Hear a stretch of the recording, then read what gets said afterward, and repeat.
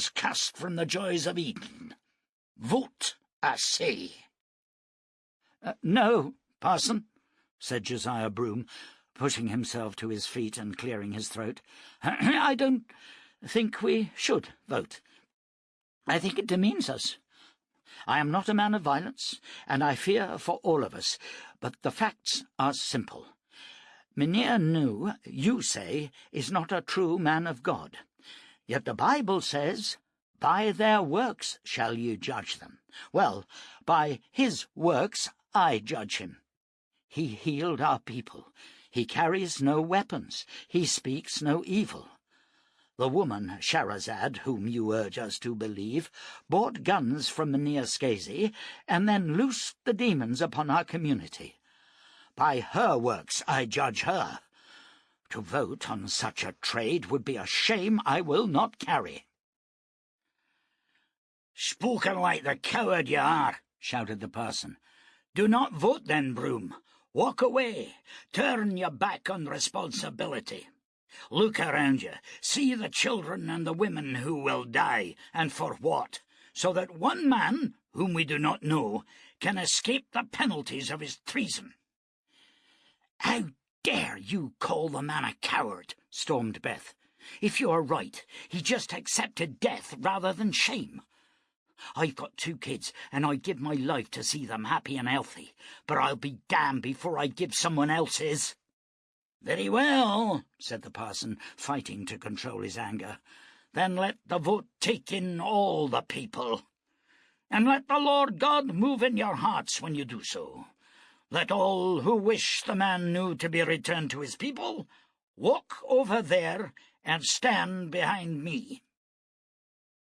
Slowly some of the men began to shift, and Ferd rose. "You go with him, Ezra Ferd, and you don't come back to me," shouted a woman. Ferd shifted uneasily, then sat down. In all, 27 men and 3 women moved to stand behind the parson. "Looks like that settles it," said Beth. "Now, let's see to the cook fires." She turned to leave, then stopped. Slowly she approached Josiah Broom. "We don't always see eye to eye, Mynheer, but for what it's worth, I'm sorry for the things I said to you, and I'm right proud to have heard you speak tonight." He bowed and gave a nervous smile. "I am not a man of decisive action, Beth, but I, too, am proud of what the people did here tonight. It's probably meaningless in the long run, but it shows what greatness mankind is capable of. Will you join my family and me for a meal?" "I would be glad to." Chapter 27. Shannow and Scasey walked to the crest of the last hill and found themselves looking down on a lake of dark beauty. The moon hung in the sky between 2 distant peaks, and the surface of the water shone like silver. By the shoreline the campsite was lit by fires. The wagons spread like a necklace of pearls to reinforce the perimeter walls. From where they stood, all seemed peaceful. "This is a beautiful country," said Scasey. "God-forsaken, but beautiful." Shannow said nothing. He was scanning the horizon, seeking any sign of the reptiles.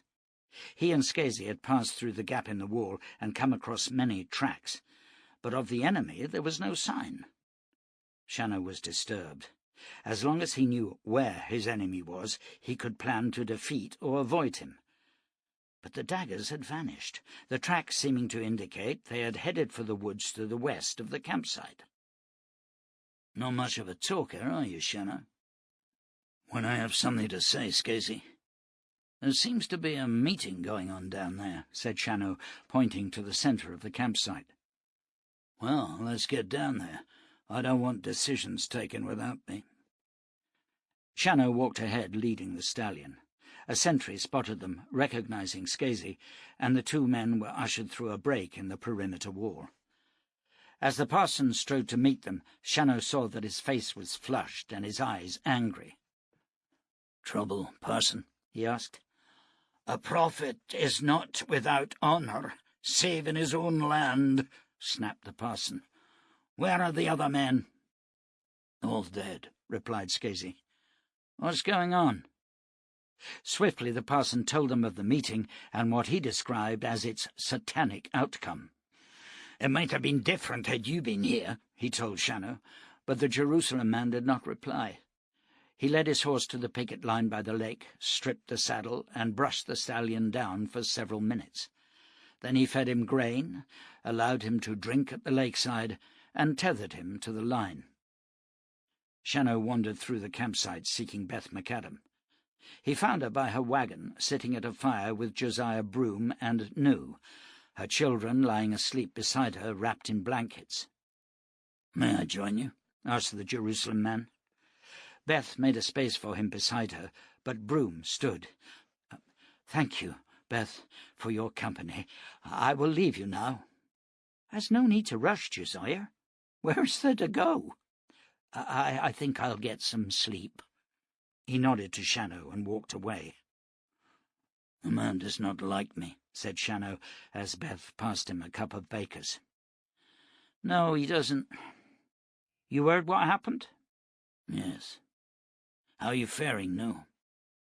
The shipbuilder shrugged. "I am well, Shannow, but your parson is unhappy. He feels I am a devil's disciple. I am sorry for him. He is under great strain, yet has performed wonders holding the people together. He is a good leader, but like all leaders, he has a belief that only he is right." A burst of gunfire came from the western woods, more than a mile away. Shannow stood and gazed across the open ground, but he could see nothing, and the sound faded. Returning to his seat, he finished his drink. "I think I know how I might get home," said Nu. "The temple at Ad had an inner sanctuary, where once a year the elders would heal supplicants. They had Sipstrasi. If the end came suddenly, perhaps the stones are still hidden there." "A good thought," said Shannow. "I'm riding there myself. Come with me." "What do you plan to do there?" asked Beth. "It is said, by the parson and others, to be a city of beasts ruled by a dark queen. I shall go to her, tell her of the reptiles and the attack." "But she's evil," protested Beth. "You'll be killed." "Who is to say she is evil?" answered Shannow. "The parson has never seen her. No one has come beyond the wall in years. I trust my own eyes, Beth McAdam." "But the beast back in the town, the lion creature, you saw it? It was terrifying." "I also met such a creature when I was in need, Beth. He healed my wounds and tended me. He told me of the Dark Lady. He said she was a teacher who worked among the people of the lion, the bear, and the wolf. I will not trust to rumor. I will make no judgments." "But if you're wrong—" "So be it." "I will come with you, Shannow," Nu said. "I need a stone. I need to return home. My world is about to die, and I must be there." Shannow nodded. "Let us walk a while. There are matters we must speak of." The two men strolled to the lake and sat by the waters. "When we spoke on the hillside," said Shannow, "you told me of the king and his evil, but you did not say his name. Tell me, is it Pendaric?" "Yes, the King of Kings. Is it important?" "I owe the man my life. He saved me twice. He came to me in a dream 3 years ago and showed me his sword, saying that if ever I saw it in life and had need of it, I should reach for it and it would come to me. When I fought Sorrento in the cavern of the Motherstone, I saw the image of the sword carved on an altar. I stretched out my hand and the blade appeared. Later, when the cavern flooded and I was dying, Pendaric's face appeared beside me, leading me to safety." "I do not understand all this, Shannow. What are you trying to tell me?" "I owe him. I cannot go against him." Nu picked up a flat stone and skimmed it across the water. "There was a time when Pendaric was a good king, even a great one. But the sons of Belial came to him and showed him the power of Sipstrasi when fed by blood. He changed Shannow. Evil swamped him. I have seen children hauled up by their ankles over the altars of Molech Belial, their throats cut. I have seen young women slaughtered in their hundreds. But I have not, though I know you speak the truth, because Pandaric told me he was the king who had destroyed the world. He will fall whatever I do or do not do. Nu skimmed a second stone. I build ships, Shannow. I shape the keels. I work the wood. Everything in its place and its rightful order. You cannot start with the deck and build around it. It is the same with Pandaric. You and I are servants of the Creator, and he also believes in order. He created the universe, the suns and moons and stars, then the world, then the creatures of the sea. Lastly, he placed man upon the earth, all in order. What has this to do with Pandaric? Everything. He has changed the order of the universe. Atlantis is dead, Shannow. It died 12,000 years ago.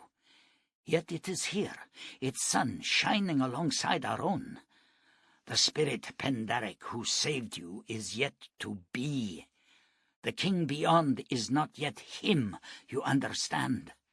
The evil ruler who is trying to conquer worlds beyond imagination has not yet met you.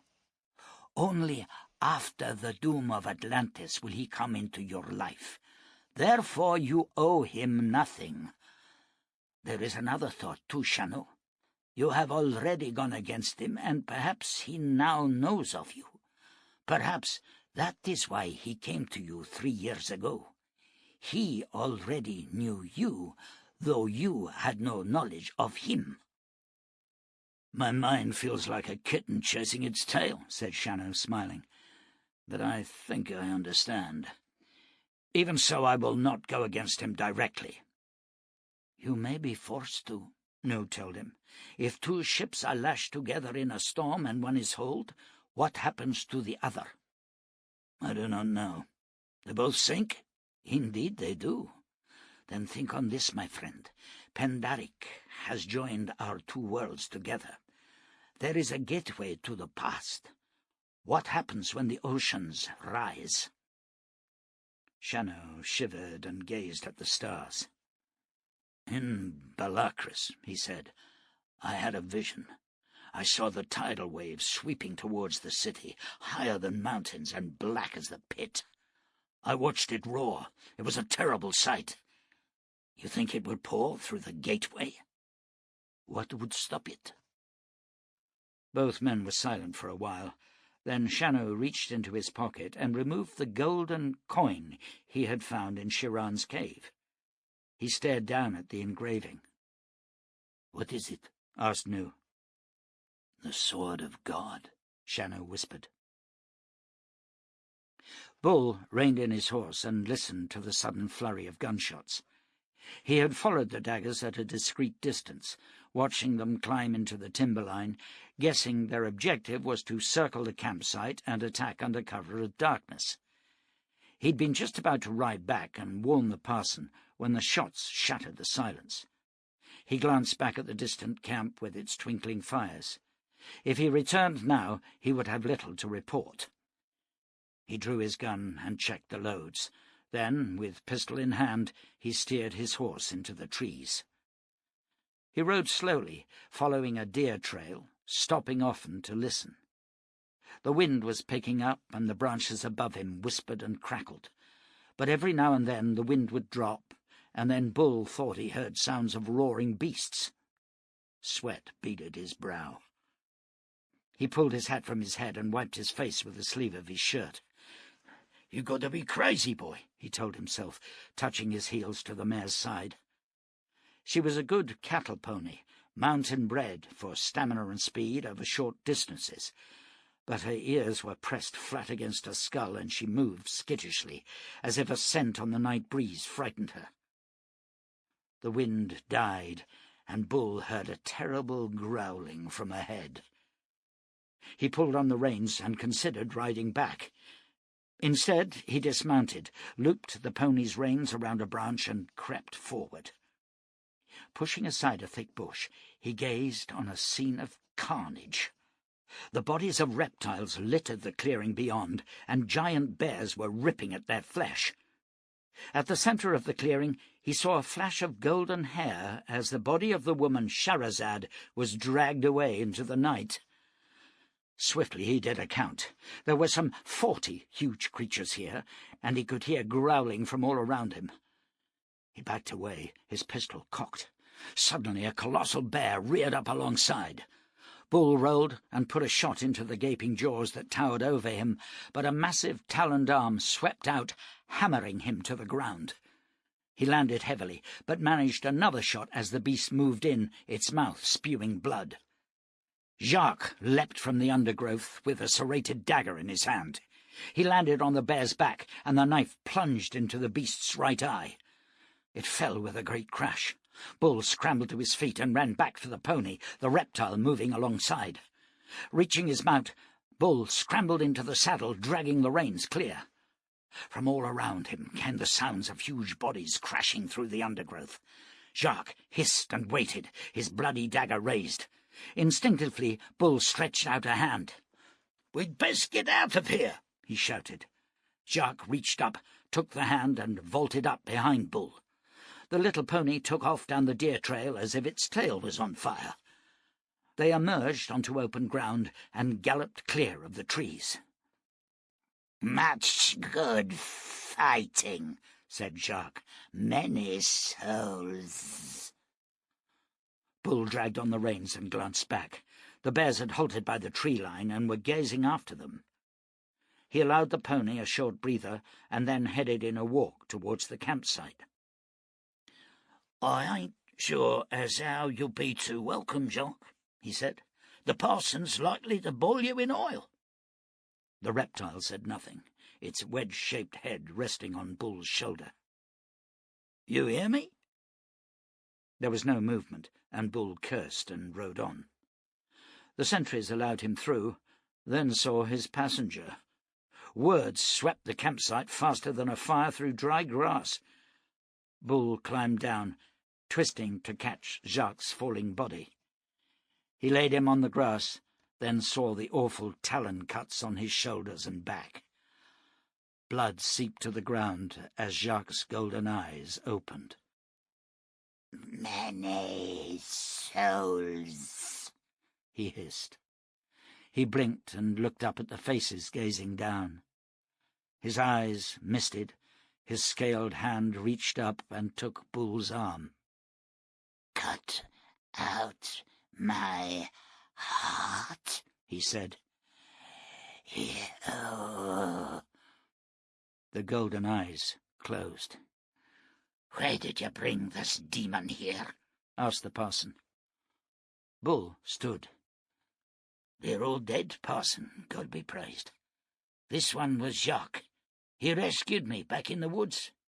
There's creatures there, damn big, 10, 12 feet tall. Look like bears. They wiped out the reptiles. The woman's dead, too." "Then we can return to Pilgrim's Valley," said Beth McAdam. "Now that's what I call a miracle." "No," said the parson. "Don't you understand? We were led here like the children of Israel.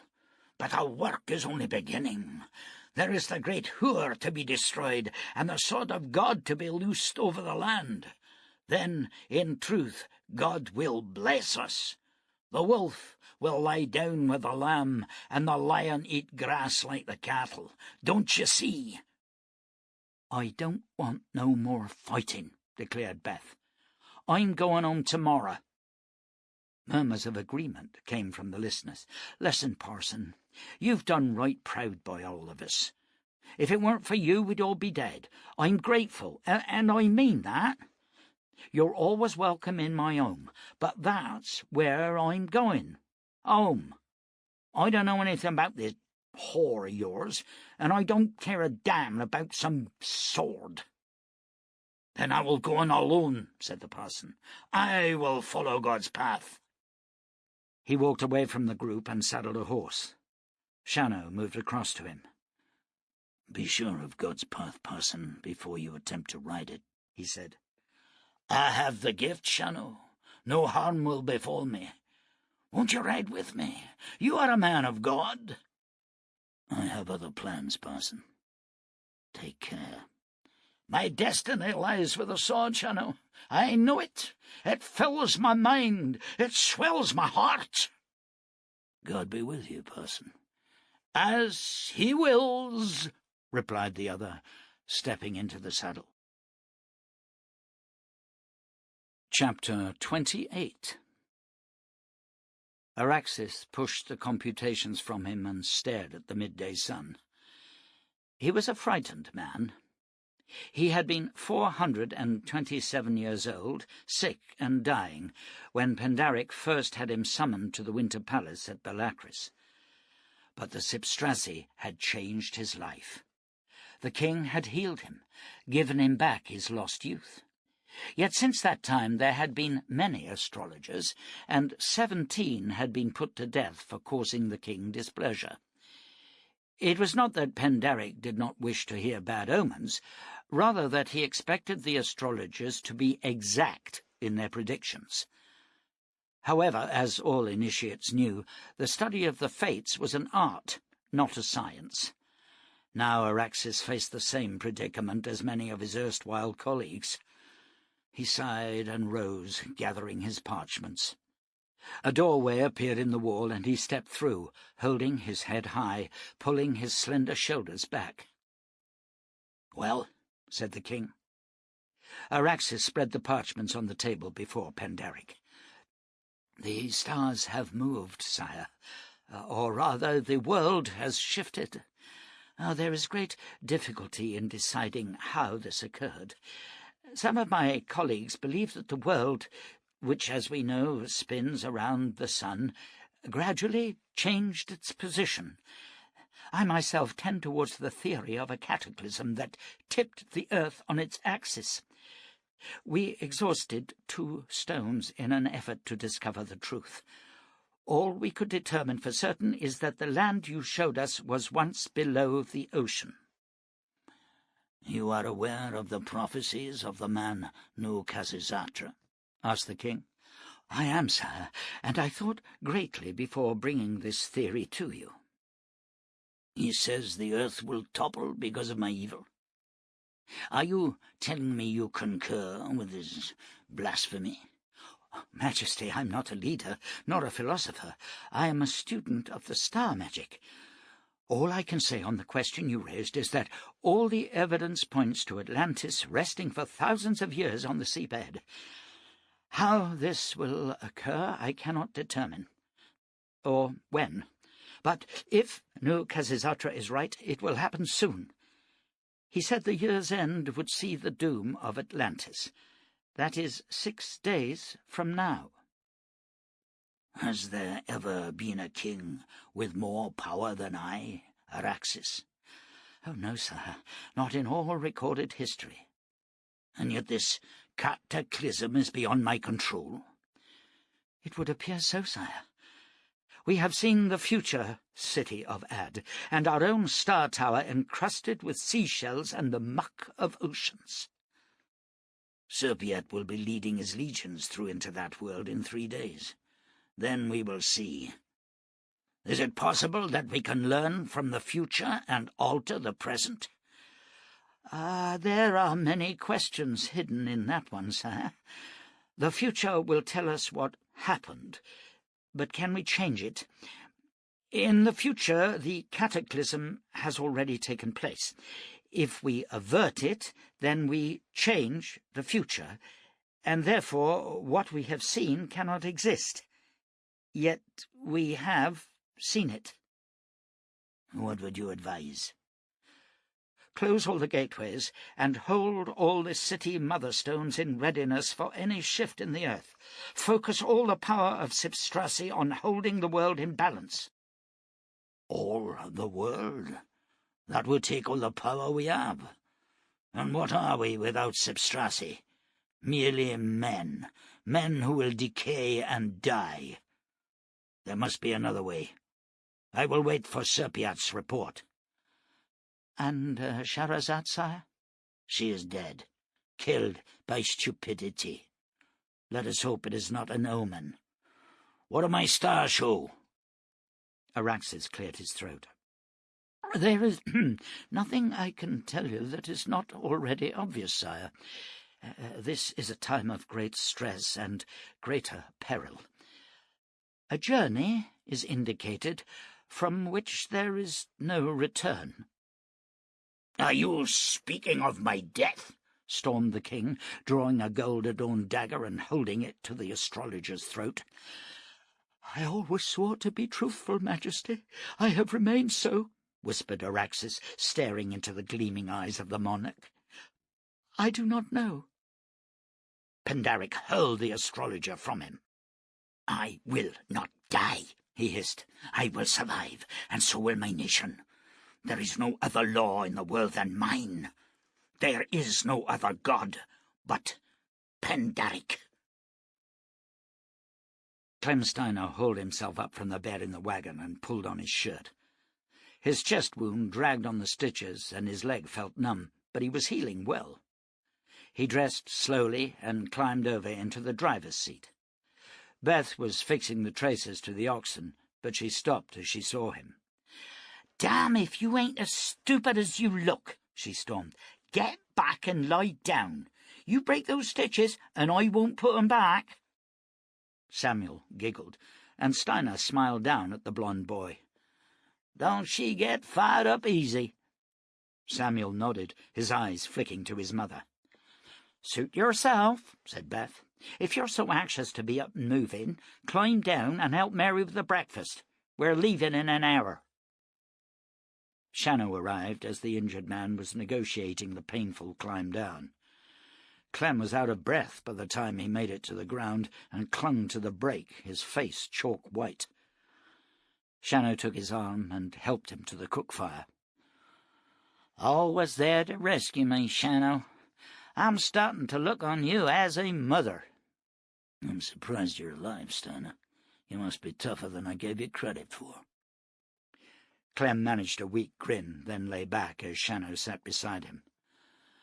"I hope you've purged yourself of the wish to kill me." "I have that," Steiner answered. "It'd be downright bad manners.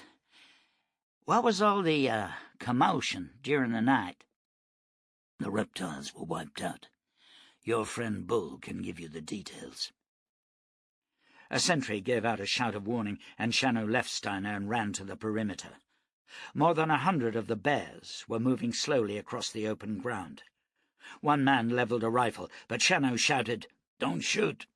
and reluctantly he laid down the weapon. The beasts were of prodigious size, with massive shoulders and hairless snouts. Their arms were out of proportion to their bodies and hung low to the ground before them. Mostly they walked on their hind legs, but occasionally they dropped to all fours.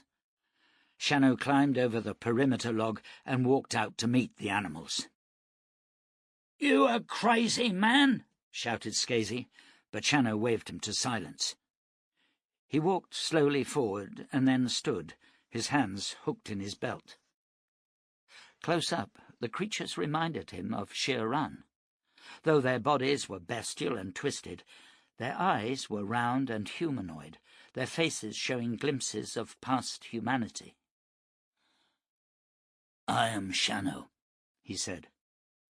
The beasts stopped and squatted down, staring at him. One, larger than the rest, dropped to all fours and moved in. Shannow found his hands itching to grasp the pistol butts, yet he did not. The beast came closer still, then reared up before him, its taloned arms flashing past his face and coming to rest on his shoulders. The creature's face was almost touching his own. Shannow, it said. Yes, that is my name. You have killed our enemies, and we are grateful. A talon touched Shannow's cheek. The great head shook. Not enemies, Shannow. Ryder brought one to your camp. He is dead, Shannow said. What do you want in the land of the Dianai? We were driven here by the reptiles. Now the wagons will return to the valley beyond the wall. We mean no harm to you or your people. People, Shannow, not people. Things, beasts. He growled, lifted his talons from Shannow's shoulders and squatted on the grass. Shannow sat beside him. My name is Carol, and I can smell their fear, said the creature, angling his head towards the camp. Yes, they are afraid, but then so am I. Fear is a gift, Carol. It keeps a man alive. Once I knew fear, said Carol. I knew the fear of becoming a beast. It terrified me. Now I am strong, and I fear nothing, save mirrors or the still water of pools and lakes. But I can drink with my eyes closed. I still dream as a man, Shannow. Why did you come here, Carol? To kill you all. And will you? I have not decided yet. You have weapons of great power. Many of my people would be struck down. Perhaps all. Would that not be wonderful? Would that not be an answer to prayer? If you want to die, Carol, just say the word. I will oblige you. The beast rolled to its back, scratching its shoulders on the grass. Then it reared up, its talons once more touching Shannow's cheek. But this time it felt the cold metal of his pistol resting under its chin. A sound close to laughter came from Carol's fanged mouth. I like you, Shannow. Take your wagons and leave our lands. We do not like to be seen. We do not like grubbing in the ground for insects. We wish to be alone. Carol stood, turned, and ambled away towards the distant woods, his people following him. Magellas lay on his stomach, watching the scene, enhancing his vision and hearing through the power of the bloodstone. Beside him, Lindian's cold gaze also rested on the Jerusalem man. "He handled that well," said Magellas. "And did you note the speed with which his pistol came into action?" "Yes," answered Lindian. "But how did he know the beast would not kill him? Can he read minds? Is he a seer?" Magellas elbowed himself back from the skyline and stood. "I don't know, but I would doubt it. The Lord, our Father, would have warned us of such talent." "Would he?" Lindian queried. "He admitted it was a test." Magellas shrugged. "We will see during the next 3 days. Why have you remained with me, Lindian? Why did you not ride off, like Rodiel?" The slender warrior smiled. "Perhaps I like your company, brother." He walked off towards his horse, leaving Magellas staring after him. Curiously, he realized his words had been true. He did like Magellas. The giant had helped him many times when they were growing in the war pens, when Lindian had been small and weak, and Magellas was easy company, unlike the arrogant Rodiel, always so sure of victory. He vaulted into the saddle and grinned at Magellas. "It will be no pleasure to kill you," thought Lindian. But that was the real secret of the test. Smaller and weaker than the other hunters, Lindian had developed skills of the mind. He had watched and studied, learning the secrets of men. Pendaric loathed Rodiel and disliked Megellus, yet each of them in their own way had the talent to succeed the Atlantean king. And that was the doom they carried. For, with Sipstrassi, a king needed no heirs, and the last talent a man should develop in Pendaric's presence was that of charismatic leadership. No, better to be like me, thought Lindian, efficient, careful, and undeniably loyal. I will make a good satrap of Acadie, he thought. The two hunters rode together for most of the morning. In the distance they saw lions, and they passed a small deserted settlement of tiny huts that aroused Megellus's interest. He dismounted and ducked to his knees to enter a doorway. Moments later he emerged. They must have seen us coming and scampered off to the trees. Fascinating. They rode on, guiding their mounts up a steep slope and halting on the crest. The city lay before them. Lindian disguised the shock he felt, but the breath hissed from Megellus's throat, turning into a foul obscenity. He studied the wall, the line of the docks, the distant spires of the temple. "Where is the sea?" he whispered. Lindian swung in the saddle, his eyes scanning the mountains and valleys. It is all different. Everything. Then this is not Atlantis, and that monstrosity is merely a replica of Ad. But why would anyone build it? Look at the docks. Why? I have no idea, brother, said Lindian. I suggest we complete our mission and return home. We must have passed a score of places where we could waylay Shannow. Megellus could not tear his eyes from the city. Why? He asked again. I am not a seer, snapped Lindian. Perhaps the king created it to disturb us. Perhaps this is all some dark game. I do not care, Megellus. I merely want to kill Shannow and return home. That is, if Rodiel does not beat us to the quarry. At the sound of his enemy's name, Megellus jerked his gaze from the white marble city. Yeah, you're right, my brother. But Rodiel's arrogance is, I think, misplaced this time. You recall the teachings of Locritus? First, study your enemy. Come to know him. Learn of his strengths, and in them you will find his weaknesses. Rodiel has come to expect victory. Only because he is skillful, Lindian pointed out. Even so, he is becoming careless. It is the fault of these new weapons. A man can at least see an arrow in flight, or hear the hissing of the air it cuts. Not so with these, he said, drawing the pistol. I do not like them. Rodiel does. Indeed he does. Though when has he faced an enemy as skilled in their use as the man Shannow? You're taking a great risk in allowing Rodiel to make the first move. How will you feel if he rides in and kills the Jerusalem man? Megellus chuckled. I will bid him a fond farewell on his journey to Acadie. However, it is wise when hunting a lion to consider the kill, not where one will place the trophy. There is a stream yonder. I think it is time to locate our brother and watch his progress. Chapter 29. Nu Khesisatra felt awkward on the horse he had borrowed from Skasi. He'd never enjoyed riding, and on every slope he closed his eyes and prayed as he swayed in the saddle, his stomach churning.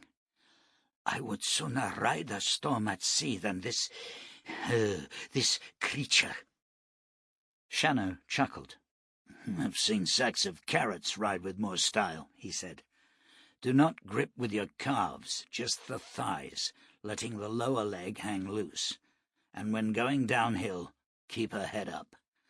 My spine is being crushed, grumbled Nu. Relax.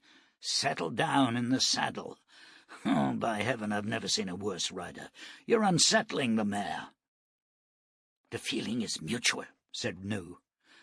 They rode on through a wide valley, leaving the wagons far behind. The sun was obscured by clouds, and the threat of rain hung in the air. Towards noon, Shannow spotted a rider approaching them. He reined in and took out his long glass.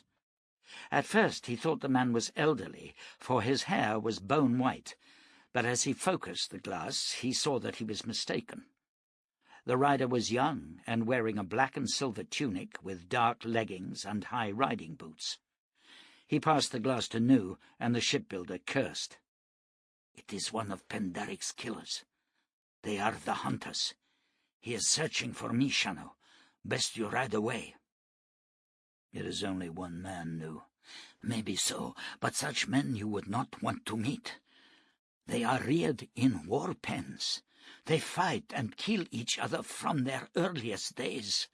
They are bred for strength, speed, and stamina, and there are no fighting men to equal them. Believe me, Shannow, ride away while there is still time. Please, I do not want to see you come to any harm." "We share that wish, my friend," Shannow agreed, watching as the rider moved ever closer. Rodiel smiled as he saw the men waiting for him. Truly his rewards would be great, for the second rider was the traitor Nu Khazisatra, a prophet of the one God, and a man opposed to violence. He could not decide whether to kill him here or take him back to face Pendaric's justice. He halted some 20 paces from the pair. "Jon Shannow, the King of Kings has spoken the words of your death. I am Rodiel the Hunter. Do you have anything to say before you die?" "No," said Shannow, palming his gun and blasting Rodiel from the saddle. The Atlantean hit the ground hard, a hammering pain in his chest. He tried to draw his pistol, but Shannow rode forward and fired a second shot that smashed his skull. "Sweet Kronos!" exclaimed Nu. "I cannot believe it." "Neither could he," said Shannow. "Let us move on." "But what of the body?"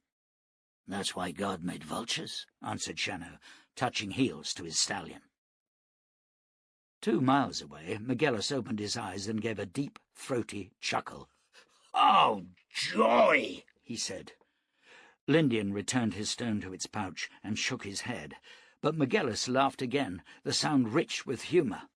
"What I would have paid to see that scene! The satrapy of Arcady! Ha! That and 10 more like it!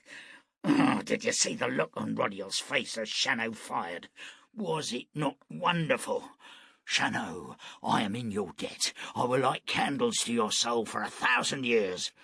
Oh, Belial, how I wish I could see it again." "Your grief for your brother is deeply touching," said Lindian, "but I still do not understand what happened." "That is because your eyes were on Rodiel. For myself, I could not stomach the man.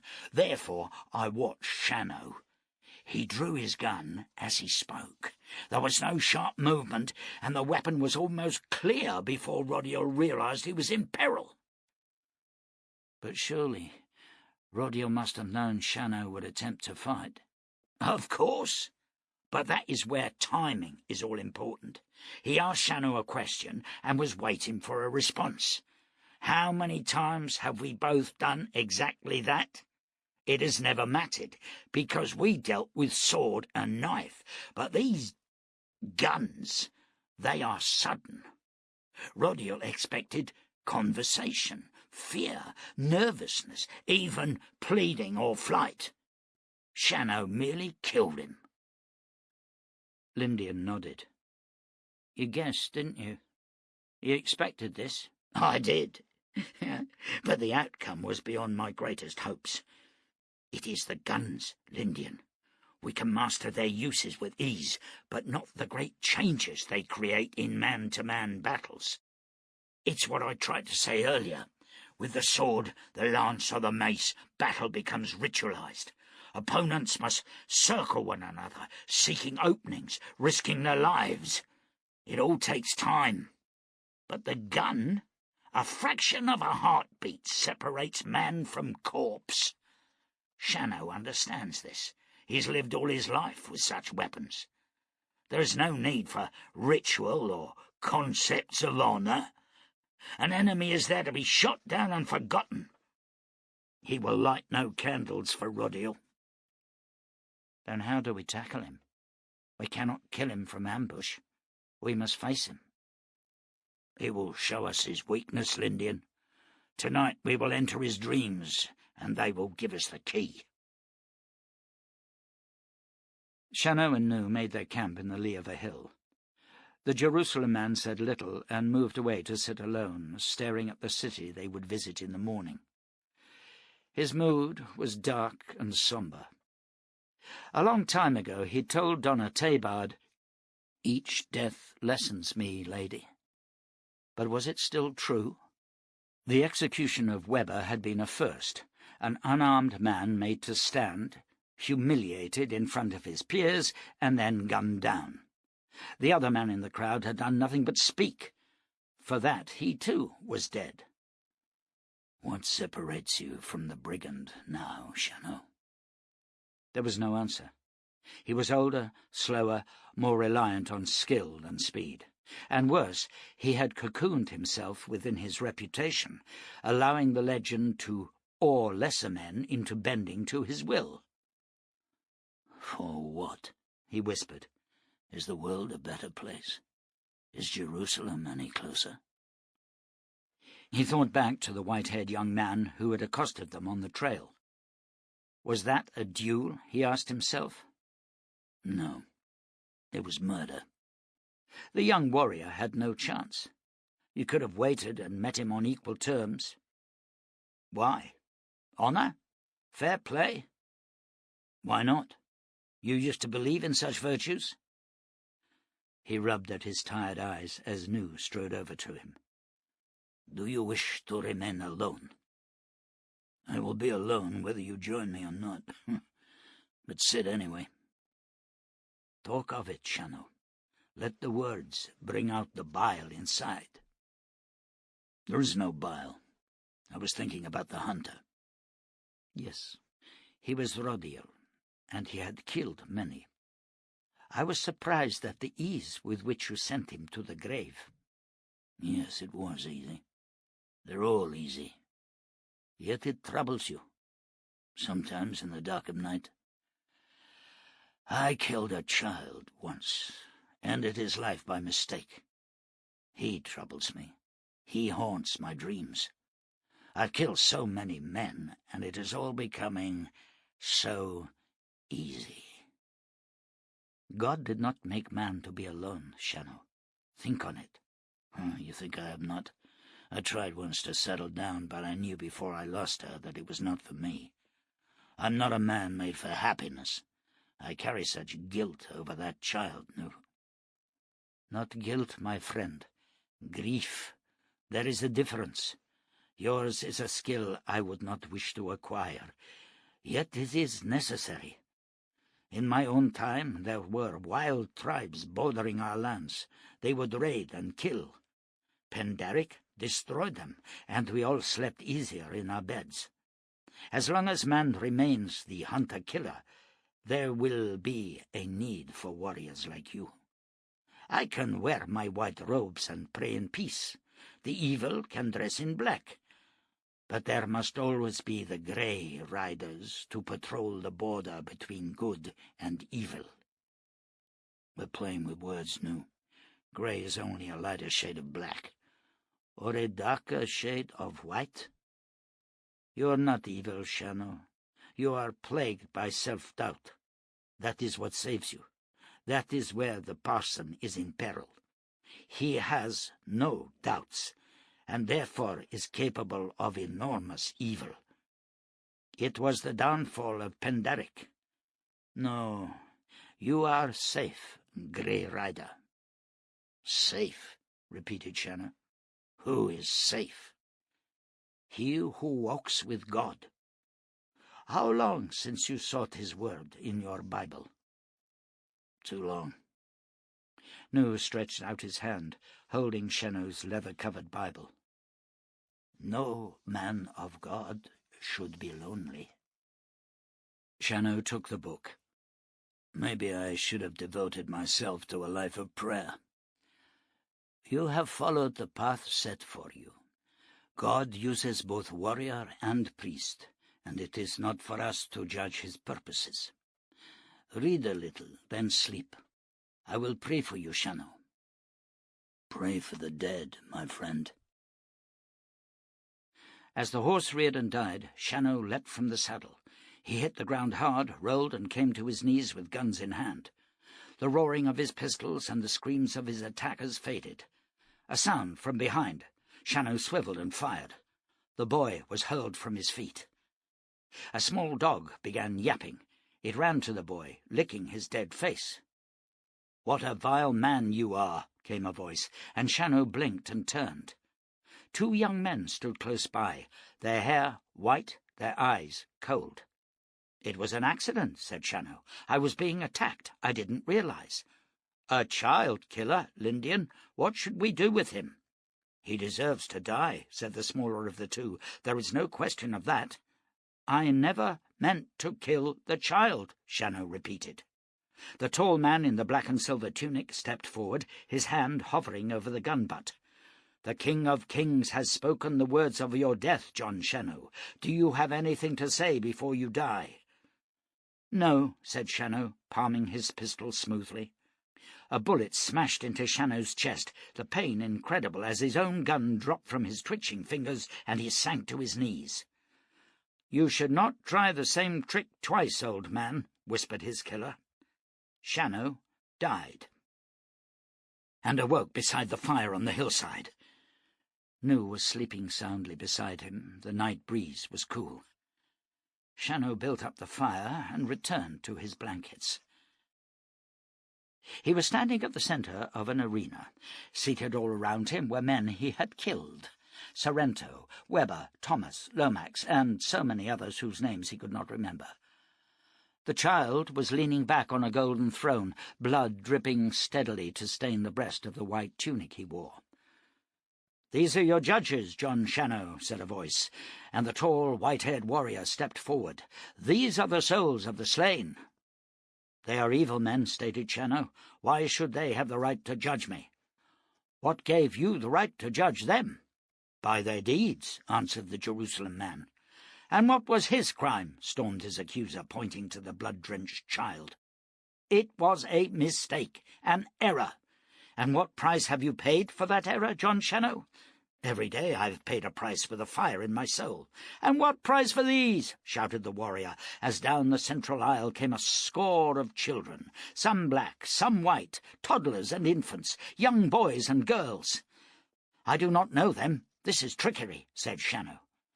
"They were the children of the Guardians, drowned when you destroyed the Titanic. What price for these, Shannow?" "I am not an evil man," shouted the Jerusalem man. "By your deeds we judge you." Shannow saw the warrior reach for his pistol. His own gun flashed up, but at the moment he fired, the man disappeared, and the bullet smashed into the chest of the boy on the throne. "Oh, dear God, not again!" screamed the Jerusalem man. His body jerked, and he came awake instantly. Beyond the fire sat a lioness and her cubs. As he sat up, the lioness growled and moved back, the cubs scampering after her. Shannow banked up the fire, and Nu awoke and stretched. "Did you sleep well?" he asked. "Let's pack up and move on," Shannow answered. As always, when the parson needed to pray in solitude, he headed for the high country bordering the clouds. His route took him through the woods of the Bear People, but he cared nothing for danger. A man on his way to speak with his Maker, he knew that nothing would keep him from that appointment. His soul was heavy, for the people had rejected him. He should have expected that, he knew, for it was always the way with prophets. Did they not reject Elijah, Elisha, Samuel? Did they not spurn the Son of God himself? The people were weak, thinking only of their bellies or their small needs, just like the monastery with their constant prayers and works of little good. "The world is evil," the abbot had told him. "We must turn our faces from it, and seek the greater glory of God through worship." "But God made the world, Abbot, and Jesus himself asked us to go among the people as yeast to dough." "No, he did not," the abbot answered. "He asked his disciples to do that. But this is Armageddon. These are the end days. The people are not for saving. They have made their choices." He had left the monastery and taken a meagre living in a mining town, preaching in a bell-shaped tent. But the devil had come to him there and found him wanting. Lucifer had led the girl to his sermon, and Lucifer had put the carnal thoughts in her mind. Oh, he had fought the desires of the flesh, but how weak is man! His people, not understanding his temptations, nor the inner battles that went with them, had driven him from the town. It was not his fault. It was God's judgment when the girl hanged herself. The parson shook his head and looked around him, realizing he'd come deep into the woods. He saw the dismembered body of a reptile, then another. Drawing the horse to a halt, he looked around. Bodies lay everywhere.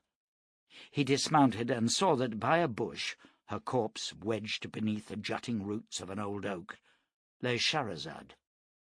There were terrible rips and tears on her body, but her face was remarkably untouched. "Shannow was right," said the parson. "You do look like an angel." By her hand lay a red-veined stone, and he lifted it. It was warm and soothing to the touch. He dropped it into the pocket of his black cassock and mounted his horse, but his hand seemed to miss the warmth of the stone, and he drew it out once more. He rode on, ever rising, until he came out onto a clearing at the crest of the range.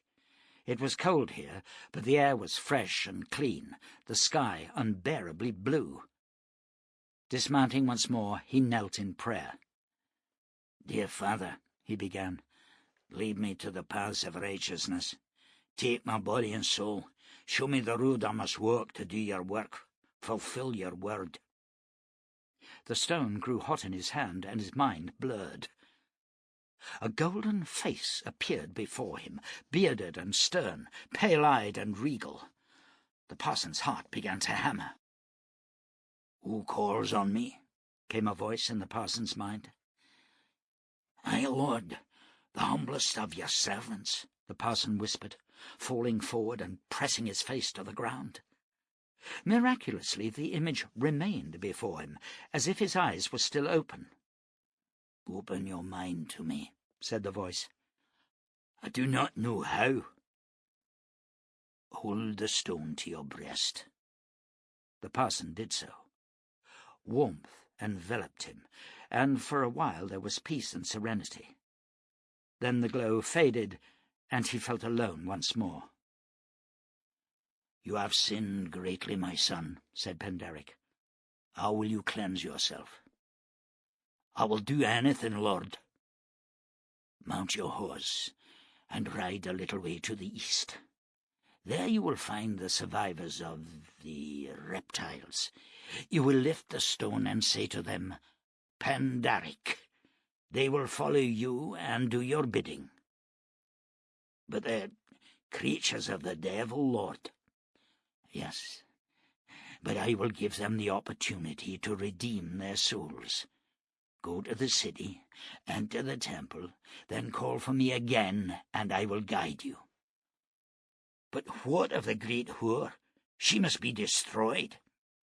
"Do not seek to contradict me," thundered Penderic. "In my own time will I bring her down. Go to the temple, Nicodemus. Seek out the scrolls of gold hidden beneath the altar." "But if the whore tries to prevent me?" "Then kill her, and any who stand with her." "Yes, Lord, as you bid. And the sword?" "We will speak again when you have accomplished your mission." The face faded. The parson rose. All his anguish left him. At last He had found his God. Chapter 30. Back at her cabin, Beth was happily surprised to find no damage from the earthquakes. In the fields below there were still pits and chasms, and several trees had fallen, but on the flat ledge of the hillside, where Bull had chosen to place the macadam home, there was no evidence of movement at all. The sandy-haired rider grinned at Beth. "If you say I told you so, Bull, I'll crack your skull," Beth said to him. "Me? The thought never crossed my mind." He tethered his horse and helped Beth carry the wounded Steiner into the house. "I can walk, damn it," Steiner grumbled. "I ain't having those stitches opening again," Beth told him. "Now, keep quiet." Bull and the children manhandled the furniture from the wagon, while Beth fueled the iron stove and set a pot of bakers to simmer. As dusk stained the sky, Bull rose. "Best be getting back to Minneaskazy," he said. "I reckon there'll be enough to do there. You want me to bring you anything tomorrow?" "If there's anything left in the town, I wouldn't mind some salt." "I'll fetch it. And some dried beef. You're looking mighty low on stores." "I'm short on barter coin, Bull. I'll have to owe you." "You do that," he said. She watched him ride off and shook her head, allowing a smile to show. Now, he wouldn't make a bad husband, she thought. He's caring, strong, and he likes the kids. But the face of Jon Shannow cut across the smiling image of Bull. "Damn you for a fool, Shannow," whispered Beth. Samuel and Mary were sitting by the stove, Samuel's head resting against the wall, his eyes closed. Beth walked to him, lifting him from his feet. His eyes opened, and his head dropped to her shoulder. "It's bed for you, snapper-gut," she said, carrying him into the back room and laying him down. She didn't bother to strip his clothes, but removing his shoes, she covered him with a blanket. Mary came in behind her. "I'm not tired, Mar. Can I sit up for a while?" Beth looked into the child's puffy eyes. "You can snuggle in next to your brother, and if you're still awake in an hour, you can sit with me." Mary grinned sheepishly and climbed under the blanket. She was asleep within minutes. Beth returned to the main room and lit the fire, then walked out onto the porch where Bull had erected a bench seat made from a split log, planed and polished. She sat back and stared over the moonlit valley. The wall was down everywhere, although some sections still reared like broken teeth. She shivered. "Nice night," observed Steiner, limping out to sit beside her. His face was pale, dark rings staining the skin beneath his eyes. "You're a damn fool," said Beth. "And you're as pretty as a picture under moonlight," he told her. "Except for the nose," she replied. "And it's no good making up to me, Clem Steiner. Even if I let you, it would kill you for certain." "There's truth in that," he admitted. Beth continued to stare at the horizon. "What are you thinking?" he asked. "I was thinking about Shannow. Not that it's any of your business." "You in love with him?" "You're a prying sort of fellow, Steiner." "You are, then. You could do worse, I guess, except I don't see you travelling the world looking for some city that don't exist." "You're right. Maybe I should marry you." "That's not a bad thought, Fray McAdam," he responded, smiling.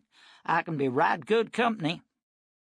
"You've been hiding that light under a bushel," she said sharply. He chuckled. "Come to think of it, that is a pretty big nose." She laughed, and her tension eased. Clem stretched his wounded leg out in front of him and rubbed at it. "Does Shannon know how you feel?" he asked, his voice low and serious. Beth cut off a sharp retort. "I told him, in a way, but he won't change. He's like you." "I've changed," he said. "I don't want to be a pistolier. I couldn't give a damn about reputations. I had a father who beat the hell out of me. He said I'd never make anything of my life, and I guess I've been trying to prove him wrong. Now I don't care about that no more." What will you do? I'll find a nice woman. I'll raise kids and corn. There's some hope for you yet, Clem Steiner. He was about to answer when he spotted 2 riders angling up towards the house. Strange-looking pair, said Beth. Look how the moonlight makes their hair seem white. Shannow was ill at ease as they rode. The dreams had unnerved him, but worse than that, he had the constant feeling he was being watched. Time and again he would turn in the saddle and study the skyline, or alter the direction in which they travelled, dismounting before the crest of every hill. But now the city was ahead of them, and still the feeling would not pass. "What is troubling you?" Nu asked. "We should have been at the city hours ago." "I don't know," admitted Shannow. "I feel uncomfortable." "No more than I feel, perched on this horse," responded Nu. A rabbit darted across their path, and Shannow's gun swept up. He cursed softly, then flicked the stallion's flanks with his heels. The city was protected by a great wall, but the recent earthquakes had scored it with cracks. There were no gates, but as they entered the city, Shannow could see deep holes in the stones where hinges had once been placed. The gates, Nu told him, were of wood and bronze, emblazoned with the head of a lion, and this entrance would take you through the streets of silversmiths and onto the sculptor's quarter. My home was close by. People in the streets stopped and stared at the riders. There was no animosity here, only curious gazes. There were more women than men, Shannow noticed, and they were tall and well-formed. Their clothes mainly hide, beautifully embroidered. He halted his horse. "I seek the Dark Lady," he said, removing his hat and bowing. The nearest woman smiled and pointed to the east. "She is in the high tower with Osheri," she answered. "God's peace upon you," Shannow told her. "The law of the One be with you," she replied. The horses' hooves clattered on the cobbled street. "In my time, no beasts were allowed into this quarter," said Nu. "The residents found the smell of manure less than appealing." A bent and crippled shape loomed before them, and Shannow's mind was hurled back to Shere Ran. His stallion reared, but he calmed it with soft words. The man-beast ambled past, not able to lift his huge, misshapen head. "Poor soul," said Nu as they walked their horses on. The street widened into a statue-lined road that stretched, arrows straight, towards a tall palace of white marble. "Penderic's summer home," explained Nu. "It also houses the temple." The road ended at a colossal stairway more than 100 paces wide, slowly rising to an enormous archway. "The steps of the king," said Nu. Like the road, the steps were lined with statues, each one carved from marble and each bearing a sword and a sceptre. Shannow urged on the stallion and rode the steps. Nu dismounted and led the mare after him. As the Jerusalem man reached the archway, a slender black woman moved from the shadows to greet him. Shannow recalled the moment he had first seen her, carrying her son from the wreck of the resurrected Titanic. "Amaziga, you are the Dark Lady," he said, as he climbed down from the saddle. "The same, Shannow. What are you doing here?" He noted the tension in her voice, the lack of warmth in her eyes. "Am I such an unwelcome visitor?" "There are no evils here for you to slay, I promise you that." "I'm not here to kill. Do you think me such a villain?" "Then tell me why you are here." Shannow saw a movement behind her, deep in the shadows of the archway. A young man appeared. Once he must have been strikingly handsome, but now his face was distended and his shoulders bowed. Guiltily Shannow averted his eyes from the man's deformities. "I asked you a question, Shannow," said Amaziga Archer. "I came to warn you of impending perils, and also to see the sword of God. But it would be pleasant if we could talk inside somewhere." Nu reached the archway, saw Amaziga, and bowed low. "This is my companion, Nu Kesizatra. He is from Atlantis, Amaziga, and I think you should hear what he has to say." "Follow me," she said, turning on her heel and striding back through the archway. The deformed man followed her silently, Nu and Shannow bringing up the rear. They found themselves in a wide, square courtyard. Amaziga crossed it, past a circular fountain, and continued on through a huge hallway. Shannow tethered his stallion and Nu's mare in the courtyard and entered the building. It was ghostly quiet within, and their footsteps created eerie echoes. They mounted a long circular staircase and emerged into a room where Amaziga had already seated herself behind a mahogany desk, on which were scattered papers, scrolls, and books. She looked younger than Shannow remembered, but her eyes seemed full of sorrow. "Say what you want to say, Jerusalem man, then leave us in whatever peace remains." Shannow took a deep breath, stilling the rise of anger he felt. Slowly he told her of the attack on the township of Pilgrim's Valley and their flight beyond the fractured wall. He spoke of the woman, Shahrazad, and the parson, and the fears that she was some evil goddess. And he told her of Pendarric. She listened without comment, but her interest grew when Nu began his tale. She questioned him sharply, but his soft-spoken answers seemed to satisfy her. At last, when both men had finished, she asked the deformed man to fetch some drink. Neither Shannow nor Nu had stared at him, and after he had gone, Amaziga fixed her eyes on the Jerusalem man. "Do you know what is happening to him?" she asked. "He is turning into a lion," Shannow answered, holding her gaze. "How did you know?" "I met a man named Shiran, who suffered the same horror. He rescued me, gave me aid when I needed it, healed my wounds." "What happened to him?" "He died." "I said, what happened to him?" Amaziga snapped. "I killed him," said Shannow. Her eyes grew cold, and her smile chilled Nu. "Now that has a familiar ring, Shannow.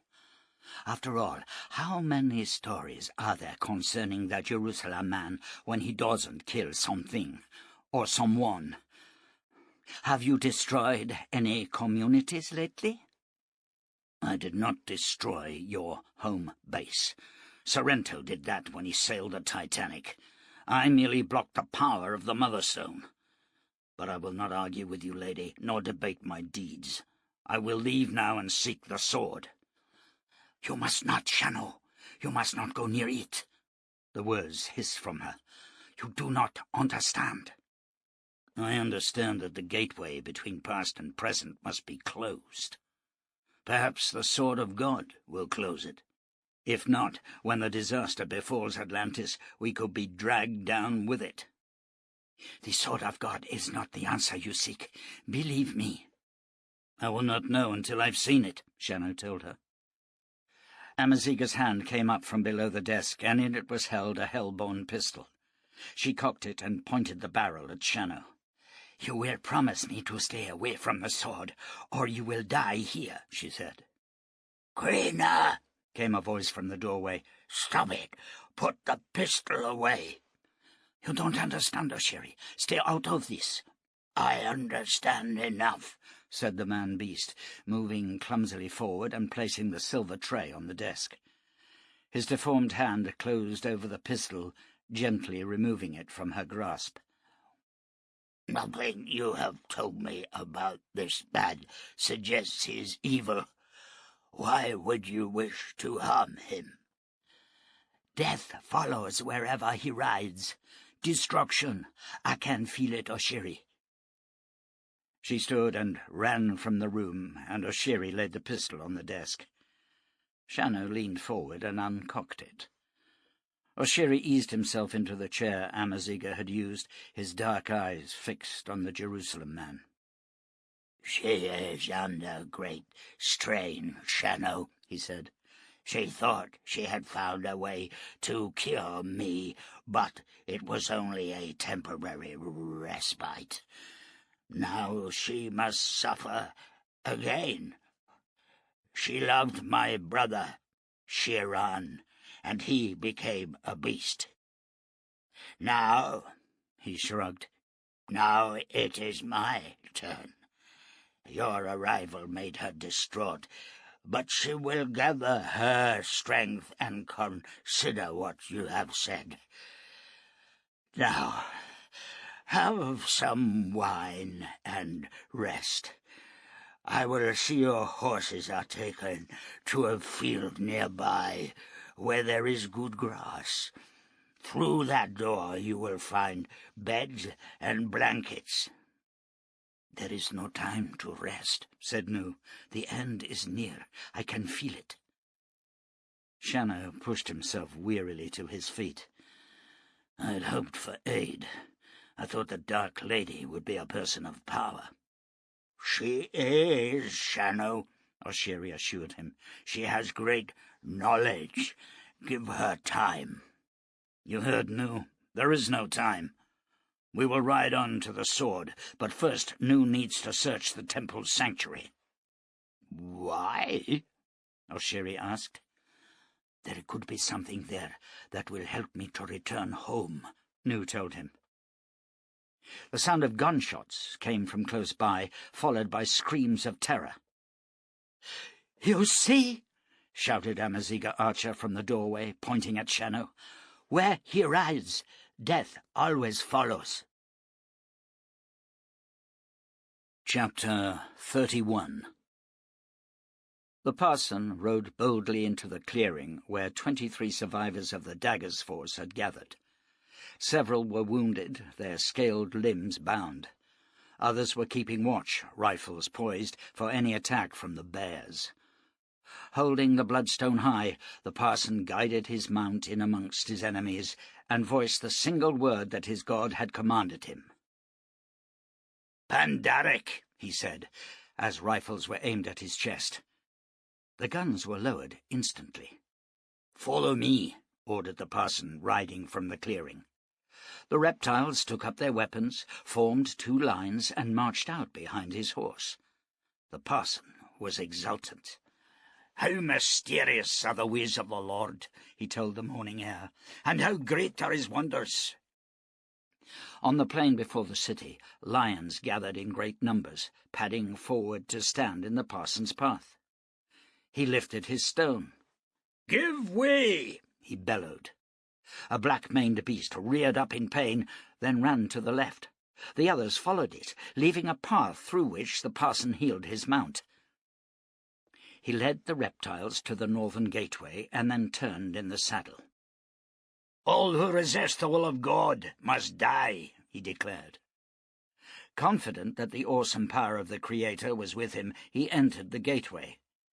Beyond it he saw many people. None stood in his way. They gazed with frank, open curiosity as the marching reptiles and the parson rode on through white-walled streets. A young woman with a child stood close by, holding the toddler's hand. "The temple," inquired the parson. "How shall I reach it?" The woman pointed to a high-domed building, and he approached it. The temple pillars were massive and close-set. He dismounted and walked up the long stairway with the reptiles behind him. An old man moved out to stand before him. "Who seeks the wisdom of the law of one?" he asked. "Step aside for the warrior of God," the parson told him. "You cannot enter," replied the old man pleasantly. "The priests are at prayer. When the sun touches the western wall, then may your entreaties be heard." "Out of my way, old man," the parson ordered, drawing his pistol. "Do you not understand?" asked the high priest. "It is not allowed." A shot echoed in the temple corridors, and the high priest fell back without a sound, blood pumping from a hole in his brow. The parson ran into the temple, the reptiles swarming after him. Taking their new master's lead, they began firing on the priests inside, who ran for shelter. Ignoring the carnage, the parson scanned the building, seeking the inner sanctum.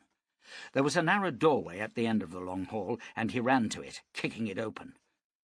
Within was an altar, and another old man was hastily gathering scrolls of gold foil. He looked up and struggled to rise, but the pistol bucked in the parson's hand, and he fell. The parson knelt by the scrolls and lifted his stone. "Hear me, Lord. I have done your bidding." Pendaric's face shimmered before him. "The scrolls," he said. "Read them." The parson lifted a section of gold foil and unrolled it. "I cannot make out the symbols," he said. "I can. Discard that one. Take another." One by one the parson opened the foils, his eyes scanning the curious stick-like symbols. At last, when he had finished, he looked into the eyes of God and saw they were troubled. "What must I do, Lord?" he whispered. "Bring the sword of God to the earth," Pendaric told him. "Today. There is a peak to the south. Climb it. But first, lay your stone upon the body of the priest beside you. Place it on his blood. There it will gather strength. When you have climbed the peak, lift the stone and call upon the sword. Bring it to you. You understand?" "Yes," answered the parson. "Oh, yes. My dream's fulfilled. Thank you, Lord. What then must I do?" "We will speak again when you have obeyed me." The face disappeared. The parson laid his stone on the bleeding chest of the priest, watching as the blood seemed to flow into it, swelling its veins. Then he took it once more and rose. From outside came the sound of more gunshots. He ran through the hallway, down the steps, and leapt to his horse. Ignoring the reptiles, he galloped back to the main gateway and on to fulfill God's wishes. Shannow ran from the room when the first shot sounded, pushing past Amaziga and taking the steps 2 at a time. The courtyard was deserted, save for the 2 horses tethered there. More shots came from the temple building, and Shannow drew his pistols and advanced across the courtyard. A reptile ran into view with a rifle in his hands. As Shannow's pistol came up, the reptile spotted him and swung his weapon to bear. Shannow's gun fired. The creature spun back into the wall and fell to his face on the stones. The Jerusalem man waited for several seconds, watching the entrances, but no other reptiles came in sight. He ducked past the fountain and ran across the open space to the rear of the temple, where a wooden door blocked his access. Lifting his foot, he crashed it against the lock, and the door burst inwards. A shot splintered the wood of the frame as he dived through and rolled to his left. Bullets hissed and whined around him, ricocheting from the mosaic floor. As he came to his knees behind a pillar, he heard the sound of running feet from his right. Twisting, he levelled his pistols. 3 reptiles died. He watched the parson run from a doorway to the left. 2 daggers moved aside to let him pass, and Shannow killed them both. A shell tore through the collar of his coat, and he returned the fire, but missed. Then he was up and running for a second pillar as bullets hissed by him. A dagger ran into his path with knife raised. Shannow shot twice into the beast's body. All around, the reptiles were running for the great doorway. Silence fell within the temple as Shannow reloaded his pistols and stood. Amaziga appeared in the doorway, Nu and Oshiri with her, and ran to the room Shannow had seen the parson emerge from. The Jerusalem man returned his guns to their scabbards and followed them. Within the small chamber, Nu was kneeling with Amaziga beside a dying priest. He was old, white-bearded, and his chest was stained with blood. "I am the leaf," whispered the priest as Nu lifted his head and cradled him. "God is the tree," Nu responded softly. "The circle is complete," said the man. "Now I will know the law of the One, the circle of God." "Now you will know," said Nu. "The streams flow into the rivers. the rivers into the sea into the clouds into the streams, the rich earth into the tree to the leaf to the earth. All life forms the circle of God." The dying priest smiled. "You are a believer. I am glad. Your circle goes on." "What did they want? What did they take?" asked Amaziga. "Nothing," answered the priest. "He read the sacred scrolls and summoned a demon. The demon told him to bring the sword of God to earth." "No," Amaziga whispered. "It is of no matter, Krina," said the priest, his voice fading. His head fell back in Nu's arms. The shipbuilder gently lowered the body to the floor and rose. "They were fine words," Shannow told him. "They are part of the writings of the One. There is perfection only in the circle, Shannow. To understand that is to understand God." Nu smiled and began to walk around the chamber, searching the carved walls, studying each projection. Shannow joined him. "What do you seek?" "I am not sure. The stones would have been kept in this room, but I have no idea where. Only the high priest knew, and he passed the knowledge to his successor." The room was small and square, though the altar was circular. The limestone walls were splendidly sculpted, graceful figures with painted eyes and long tapering hands that reached for the sky. Shannow walked to the altar and stood gazing down on the flat, polished surface. Engraved there, and filled with gold leaf, was a wondrous tree with golden leaves. He ran his fingers lightly over the surface, tracing the branches. The design was beautiful and restful to the eye. Around the rim of the altar, birds were carved, some in flight, some nesting, others feeding their young. Again the principle was the circle from the egg to the sky. His fingers traced over the carvings, resting at last on the nest and the single egg. It moved under his fingers, and taking a firm grip, he lifted the egg clear. It was small and perfectly white, but once in his hand it became warm, the colour growing from white to cream to yellow, and finally to gold. "I have what you seek," he said, and Nu came to him and took the golden egg from his palm. "Yes," Nu agreed, his voice low. "You have indeed." "The stone from heaven," said Oshiri. "Wondrous. What will you do now?" "It is not mine to take," replied Nu. "But if it were, I would return to my land and try to save my wife and children from the coming cataclysm." "Then take it," Oshiri told him. "No," cried Amaziga. "I need it. You need it. I cannot watch you change again." Oshiri turned away from her. "I wish you to have the stone, Nu Khazazatra. I am a prince of the Dayanai. The high priest is dead, and I have the right to bestow the stone. Take it.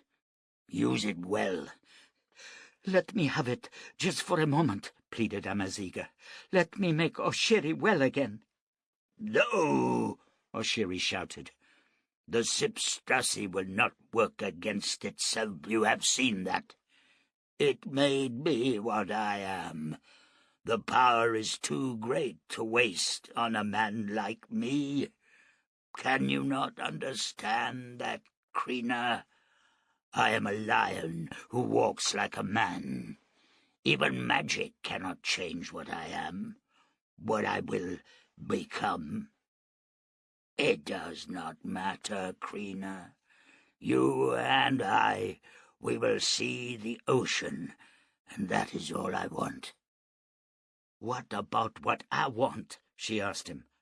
"I love you, Ashiri." And I love you, Dark Lady, more than life. I always will. But nothing is forever, not even love. He turned to Nu. How will you find your way home? There is a circle of stones beyond what was once the royal gardens. I shall go there. I will walk with you, said Oshiri, and the three men left the chamber. Amaziga stayed beside the dead priest, staring at the golden scrolls. The circle of stones had been largely untouched by the centuries, though one had cracked and fallen. Nu walked to the centre of the circle and offered his hand to Shannow. I learned much, my friend, he said, yet I did not discover the sword of God, as I was commanded. I'll find it, Nu, and do what needs to be done. You find your family. Farewell, Shannow. God's love be with you. Shannow and Ashiri walked out of the circle, and Nu lifted the stone and cried out in a language Shannow could not understand. There was no flash of light, no drama. One moment he was there, the next he was gone. Shannow felt a sense of loss as he turned to Ashiri. You're a man of courage, he said. No, Shannow, I wish that I were. But Sipstrassi has made me what I am. Krina used the magic of the stones to reshape me, but almost immediately I began to revert. Oh, she is a stubborn woman, and she would use all the stones in the world to hold me. Such a gift from God should not be wasted in that way. The two men walked slowly back to the temple. Crowds had now gathered, and the bodies of the slain priests were being carried from the building. Why did they not fight? Asked Shannow. There were so few of the enemy. We are not warriors, Shannow. We do not believe in murder. Inside the temple, Amaziga joined them, her face set and hard. We must talk, Shannow. Excuse us, Oshiri. She led the Jerusalem man back into the inner sanctum. The priest's body was gone, but blood still stained the floor. Amaziga swung on him. You must follow the killer and stop him. It is vital. Why? What harm can he do? The sword must be left as it is. I still do not see why. If it serves God's purposes. God, Shannow? God has nothing to do with the sword. Sword? What am I saying? It is not a sword, Shannow. It is a missile. A nuclear missile. A flying bomb. Then the parson will blow himself to hell. Why concern yourself? He will blow us all to hell. You have no conception of the power of that missile, Shannow. It will destroy everything that you could see from the tower. For 200 miles the earth will be scorched and laid bare. Can you comprehend that? Explain it to me. Amaziga took a deep breath, trying to marshal her words. As a guardian and a teacher, her memory had been enhanced by Sipstrassi, and she could summon all the facts concerning the missile, yet none of them would serve to help her explain it to Shannow. It was an MX missile experimental, length 34.3 meters, diameter 225 centimeters at first stage, speed 18,000 miles per hour at burnout, range 14,000 kilometers, yield 10 times 350 kilotons, 10 warheads, each with the capacity to destroy a city. How could she explain that to an Armageddon savage? In the between times, Shannow, there was great fear and hatred. Men built awesome weapons, and one was used on a city during a terrible war. It destroyed the city utterly. Hundreds of thousands of people were killed by that single blast. But soon the bombs were made even more powerful, and great rockets were constructed that could carry the bombs from one continent to another. How did the nation survive? They didn't, Shannow, she said simply. And these bombs caused the earth to topple? Not exactly, but that is not important. The person must not be allowed to interfere with the missile. Why does it stand in the sky? Why is it surrounded by crosses, if not from God? He asked. Come back to my rooms, and I will tell you as best as I can. I do not have all the answers, but promise me, Shannow, that when I have explained it to you, you will ride to stop him. I will decide that when you have explained it all. He followed her to her chambers and sat down opposite her desk. You know, she said, that this land was once below the oceans. Where we are now was once an area of sea known as the Devil's Triangle.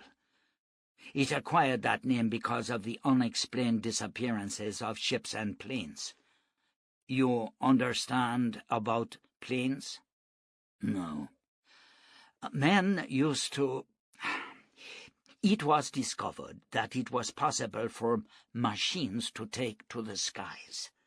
They were called planes. They had wide wings and engines that propelled them at great speeds through the air. What you will see clustered in the sky around the sword are not crucifixes or crosses, but planes. They are trapped in some sort of stasis field. Oh, dear God, Shannow, this is impossible. She poured a goblet of wine from the pitcher on her desk and drank deeply. Then she leaned forward. The Atlanteans used the power of a great Sipstrassi stone and aimed it at the sky. Why, I do not know, but they did it. When Atlantis sank beneath the oceans, the power of the stone continued. It trapped more than 100 planes and ships. It would have been more, but the field was very narrow. The power has been decreasing over the years, and the ships fell to earth. You can still find their ruined hulks out on the desert beyond the Chaos Peak. How it trapped the missile, I can only guess.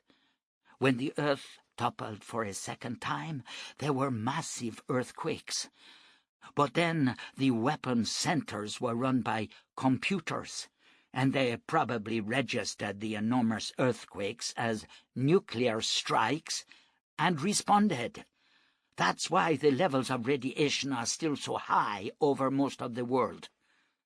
The earth toppled, missiles were released, and any opportunity of salvaging some remnants of civilization was gone. This missile was probably fired from somewhere in a country called America. It crossed the stasis field and has remained there for 300 years. But surely the between-timers would have seen, as we do, the planes hanging in the air. If they had such great weapons, why did they not destroy the stone? I don't think they could see the planes.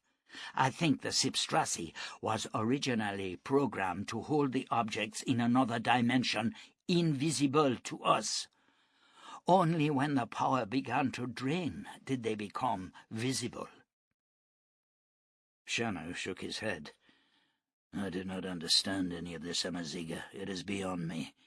Planes, stasis fields, computers. But I've been having strange dreams lately. I am sitting in a crystal bubble inside a giant cross high in the sky. There is a voice whispering in my ear. It is someone called Tower, and he is telling me to assume a bearing due west. My voice, and yet not my voice, tells him we do not know which way is west. Everything is wrong, strange. Even the ocean does not look as it should. The crystal bubble, Shannow, is the cockpit of a plane, and the voice you heard was not from someone called Tower, but the control tower in a place called Fort Lauderdale. And the voice that was yours, and yet not yours, was that of Lieutenant Charles Taylor, flying one of 5 Navy Avenger torpedo bombers on a training run. You can still see them in formation close to the missile. Trust me, Shannow. Stop the parson. He rose. I don't know that I can, but I will try, he told her. Chapter 32. Beth McAdam awoke with her head pounding, her body sore. She sat up and saw the 2 men who had dragged her from her cabin. Grabbing a rock, she pushed herself to her feet. "You slimy sons of bitches!" she hissed. The taller of the men rose smoothly to his feet and moved towards her. Her hand flew up, with a rock poised to smash his temple, but he blocked the blow with ease and backhanded her to the ground. "Do not seek to annoy me," he said. His hair was chalk white, his face young and unlined. He knelt beside her. "You will come to no harm. You have the promise of Magellan. We merely need you to help us to complete a mission." "My children?" "They are unharmed, and the man Lindian struck was only unconscious. There was no lasting damage." "What is this mission?" she asked, tensing herself for a second attack. "Do not be foolish," he advised her. "If you choose to be troublesome, I'll break both your arms." Beth let the rock fall from her fingers. "You asked about our mission," he continued, smiling. "We are sent to dispatch Jon Shannow. He holds you in some esteem, and he will give himself up to us in return for your safety." "In a pig's eye," she retorted. "He'll kill you both." "I do not think so. I've come to know Jon Shannow, to respect him, even to like him. He will surrender himself." "If you like him, how can you think of killing him?" "What has emotion to do with duty? The king, my father, says Shannow must die. Then he will die." "Why don't you just face him, like men?" McGillis chuckled. "We are executioners, not duelists. Had I been instructed to face him on equal terms, then I would have done so, as would my brother Lindian. But it is not necessary, and therefore would constitute a foolish risk. Now we will proceed with or without your willing help. But I do not wish to break your arms. Will you help us? Your children need you, Beth McAdam." "What do you want me to say?" "That you will stay with us, and not try any more foolishness with rocks." "I don't have a lot of choices, do I?" "Say the words anyway. It'll make me feel more relaxed." "I'll do as you say. That good enough for you?" "It will suffice. We have prepared some food, and it would be our pleasure if you joined us for a meal." "Where are we?" Beth asked. "We are sitting in one of your holy places, I believe," answered McGillis, pointing to the star-filled sky. Several 100 feet above them, glistening silver in the moonlight, hung the sword of God. Amaziga Archer sat alone after Shannow had gone. On her desk now were the sacred scrolls guarded by the Diani. Her husband, Samuel, had spent 4 years teaching her the meaning of the symbols, which resembled the cuneiform writings of ancient Mesopotamia. For the main part, the gold foils were covered with astrological notes and charts of star systems, but the last 3, including one missed by the parson, contained the thoughts of the astrologer Araxes. Amaziga read the words of the first 2 and shivered. There was much here that was beyond her, but it tallied with ancient legends concerning the doom of Atlantis. They had found a great power source, but had misused it, and the oceans had risen up, the continent being buried beneath the waves. Now Amaziga understood. In opening the gates of time, they'd altered the delicate balance of gravity. Instead of spinning contentedly around the sun, the Earth was exposed to the gravitational pull of a second sun, and perhaps more. The earthquakes and volcanic eruptions outlined in Araxes' scrolls were merely indications of a tortured world, pulled in opposing directions and teetering on its axis. The earthquakes now were exactly the same. With two colossal suns in the sky, the gravitation drag was causing the planet to tremble. Shannow was right. The imminent fall of Atlantis represented a deadly danger to the New World. One of the great mysteries the Guardians had never been able to solve was the eyewitness accounts of the second fall, when 10,000 years of civilization were ripped from the surface of the planet. Those eyewitnesses had spoken of 2 suns in the sky. Amaziga had been educated in the theory that what had been seen was, in fact, a nuclear explosion. Now she was not so sure. The gold scrolls spoke of a gateway to a world of flying machines and great weapons. The circle of history? When Atlantis fell, did it drag the 21st century with it? And what of the 24th? What of now? Dear God, was the earth to fall again? The dust breeze was cold against her skin. Rising, she drew the heavy curtains and lit the lanterns on the wall. What is it about our race, she wondered, that leads us always along a road of destruction? Returning to her desk, she picked up the last scroll and traced the words under the dim, golden light of the lanterns. Her eyes widened. "Sweet Jesus," she whispered, and taking her pistol, she ran from the room and down the stairs to the courtyard. Nu's mare was still tethered there, and she climbed into the saddle and raced through the city. Beyond the main gate, the lions were feasting on the bodies of the reptiles. They ignored her, and she lashed the mare into a gallop. Shannow did not follow the parson at speed. The stallion was weary and in need of rest. Also, the light was failing, and he knew he would be too late if any mishap should befall the horse. The Jerusalem man swayed in the saddle. He also was tired. His mind reeled with all that Amaziga had told him.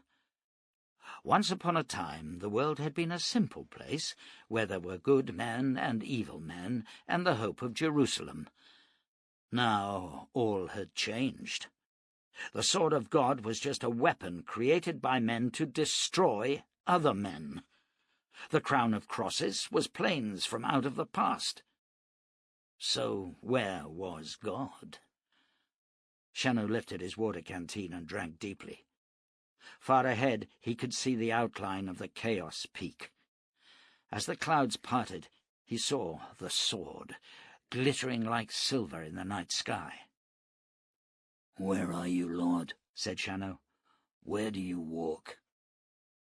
There was no answer. Shannow thought of Nu, and hoped the shipbuilder had returned home safely. The stallion plodded on, and dawn was breaking as Shannow angled his mount up the rocky slope leading to the Chaos Peak and the pledging pool. Glancing back, he could see in the distance a rider coming towards the peak.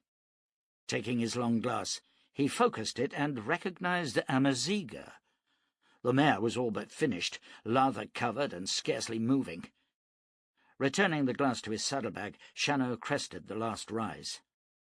His eyes were burning with fatigue as he headed the stallion down to the pool, then dismounted and gazed about him. The peak reared like a jagged finger, and he could see the parson almost at the last ledge. It was a long shot for a pistol. "Welcome, Shannow," came a voice, and the Jerusalem man spun, his pistols levelling at the speaker. Then he saw Beth McAdam. A slender, white-haired man had his arm around her throat, a pistol pointed to her head. The speaker, a man from his dreams, stood several paces to the left. "I have to say, Shannow, that I'm grateful to you," McGillis told him. "You killed that arrogant swine Rodiel, and that did me a great service. However, the King of Kings has spoken the words of your death." "What has she to do with this?" asked Shannow. "She will be released the moment you lay down your weapons." "And that is the moment I die?" "Exactly, but it will be swift." McGillis drew his pistol. "I promise you." Shannow's guns were still trained on the young man, hammers cocked, fingers on the triggers. "Don't listen to him, Shannow. Blow him away," cried Beth McAdam. "You will let her go?" Shannow asked. "I am a man of my word," said McGillis, and Shannow nodded. "Then it is done," he agreed. At that moment, Beth McAdam lifted her booted foot and slammed it down on Lindian's instep. Ramming her head back into his face, she tore loose from his grip. As Lindian cursed and raised his pistol, Clem Steiner reared up from behind a rock. Lindian saw him and swung, but he was too late. Steiner's pistol boomed, and the slender warrior was hurled to the ground with a bullet in his heart. As Beth made her move, McGillis fired, and the shell swept Shannow's hat from his head. The Jerusalem man triggered his pistols. McGillis staggered, but did not go down. Again Shannow fired, and McGillis sank to his knees, still struggling to lift his gun. The pistol dropped from his fingers, and he raised his head. "I like you, Shannow," he said with a weak smile. Then his eyes closed, and he toppled forward. Shannow ran to Steiner. The wound in his chest had opened, and his face was ghostly as he sat back on a rock. "Paid you back, Shannow?" he whispered. Beth approached him. "You're crazy, Clem, but thanks. How the hell did you get here?" "I wasn't out for long. Bull came by to see me, and I left the kids with him and followed the tracks. Looks like we should be safe now." "Not yet," said Shannow. The parson had reached the ledge and was now out of range. They watched him lift his hand. The sword of God trembled in the sky. Shannow ran to the base of the peak and stripped off his black coat, dropping it to the ground. Then he reached up, took hold of a jutting rock, and hauled himself up. The peak loomed above him. His fingers reached for other holes, and the slow climb began. Beth and Steiner sat down to watch his progress. High above, on the ledge, the parson began to chant broken verses from the Old Testament. A sword drawn for the slaughter, polished to consume and to flash like lightning. For thus saith the Lord God, when I shall make thee a desolate city, when I shall bring up the deep upon thee, and great waters shall cover thee. I shall make thee a terror, and thou shalt be no more. Though thou be sought for, yet shalt thou never be found again, saith the Lord God. His voice echoed on the wind. Amaziga stumbled over the crest of the hill, the mare dead on the slope. She ran down to the poolside and saw Shannow inching his way up the rock face. "No!" she shouted. "Let him be, Shannow! Let him be!" But the Jerusalem man did not respond. As Amaziga drew her pistol and aimed it at him, Beth ran across the stones and hurled herself at the other woman. The pistol fired, splintering the rock by Shannow's left hand. He flinched instinctively and almost fell. Beth tore the gun from Amaziga's hand and threw the woman from her. "We have to stop him," said Amaziga. "We have to." A rumbling roar came from the sky. The base of the sword was becoming flame and smoke. Shannow climbed on. Minutes fled by. On the rock face, Shannow was tiring, his arms trembling with the effort of dragging himself upwards. But he was close now. Sweat bathed his face as he forced his weary limbs to respond. He could hear the parson's voice above him. "I will breathe out my wrath upon you, and breathe out my fiery anger against you. Wail and say alas for that day, a time of doom for the nations. As the missile trembled, several planes on the edge of the stasis field broke clear, the sound of their engines roaring over the desert beyond the peak. Shannow reached the ledge and hauled himself over it. For several seconds, exhausted, he could do nothing. The parson saw him. "Welcome, brother, welcome! Today you will hear a sermon unlike any other, for the sword of God is coming home." "No," Shannow told him. "It is no sword, parson." But the man did not hear him. "This is a blessed day.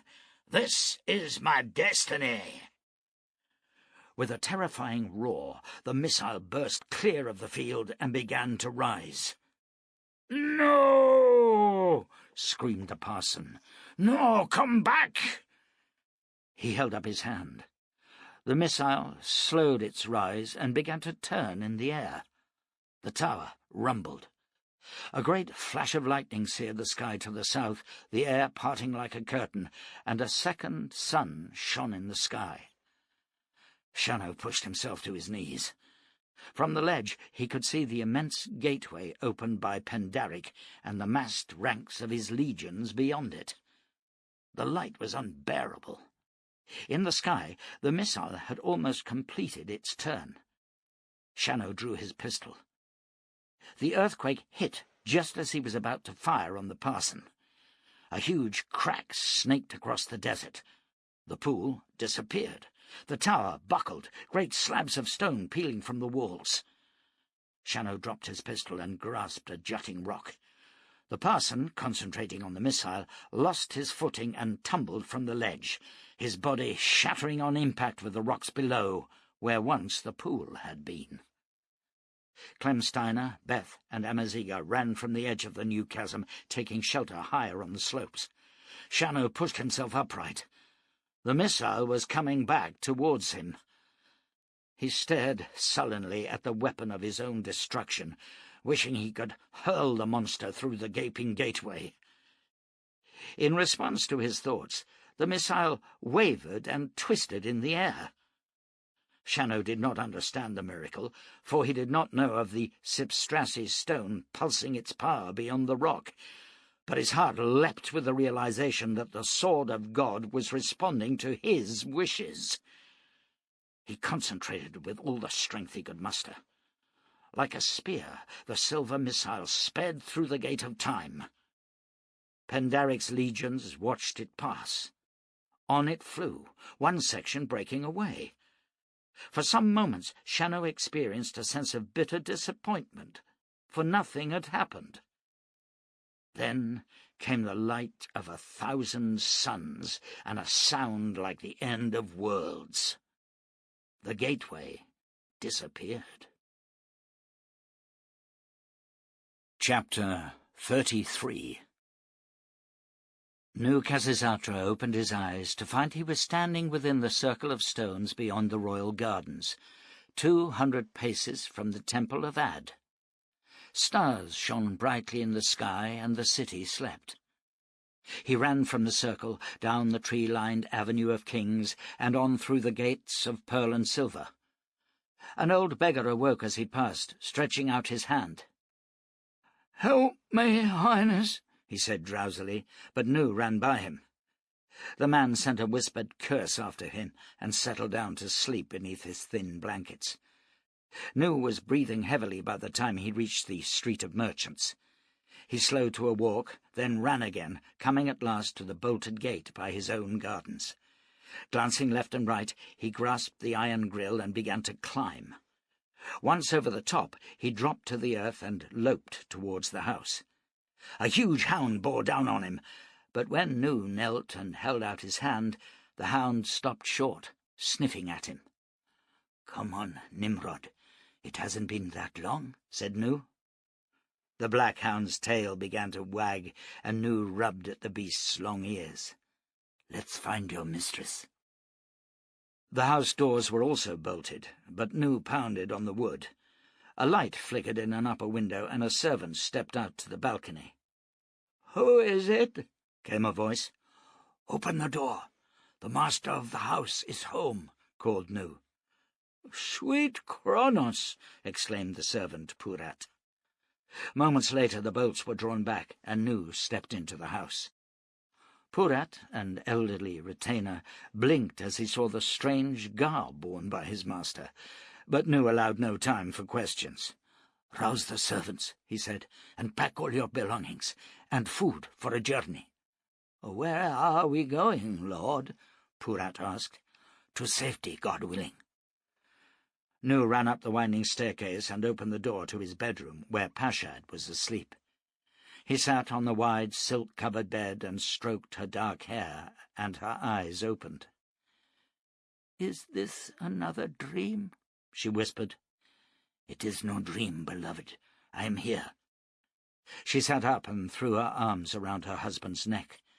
"I knew you would come. I prayed so hard." "We have no time, Pashad. The world we know is about to end, even as the Lord Kronos told me. We must get away to the docks. Which of my ships is in harbour?" "Arcano alone stands ready. She will carry a shipment of livestock to the eastern colony."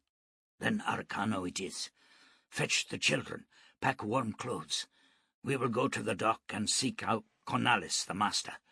He must be prepared to sail at dusk tomorrow."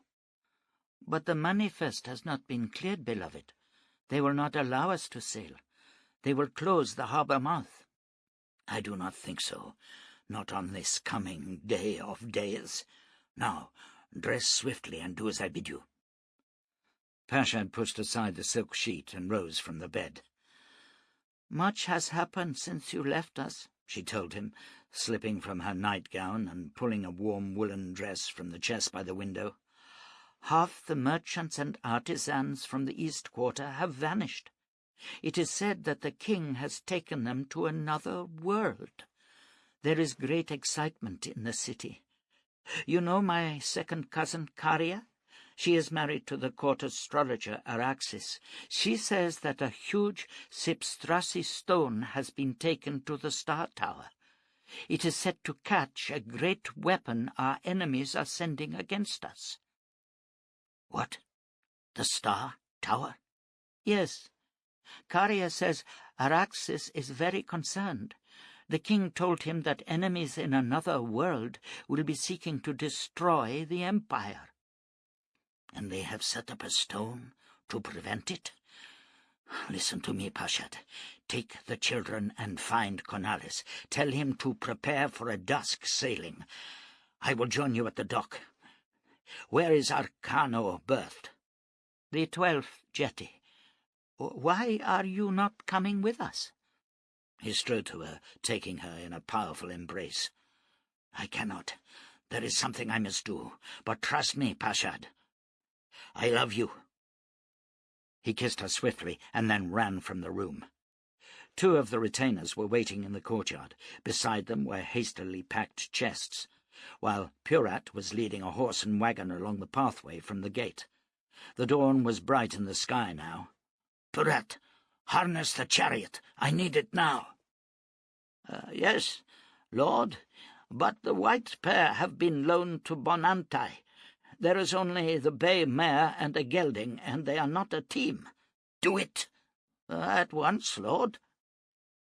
Within minutes, Nukazazatra was lashing the team back along the Avenue of Kings towards the distant Star Tower.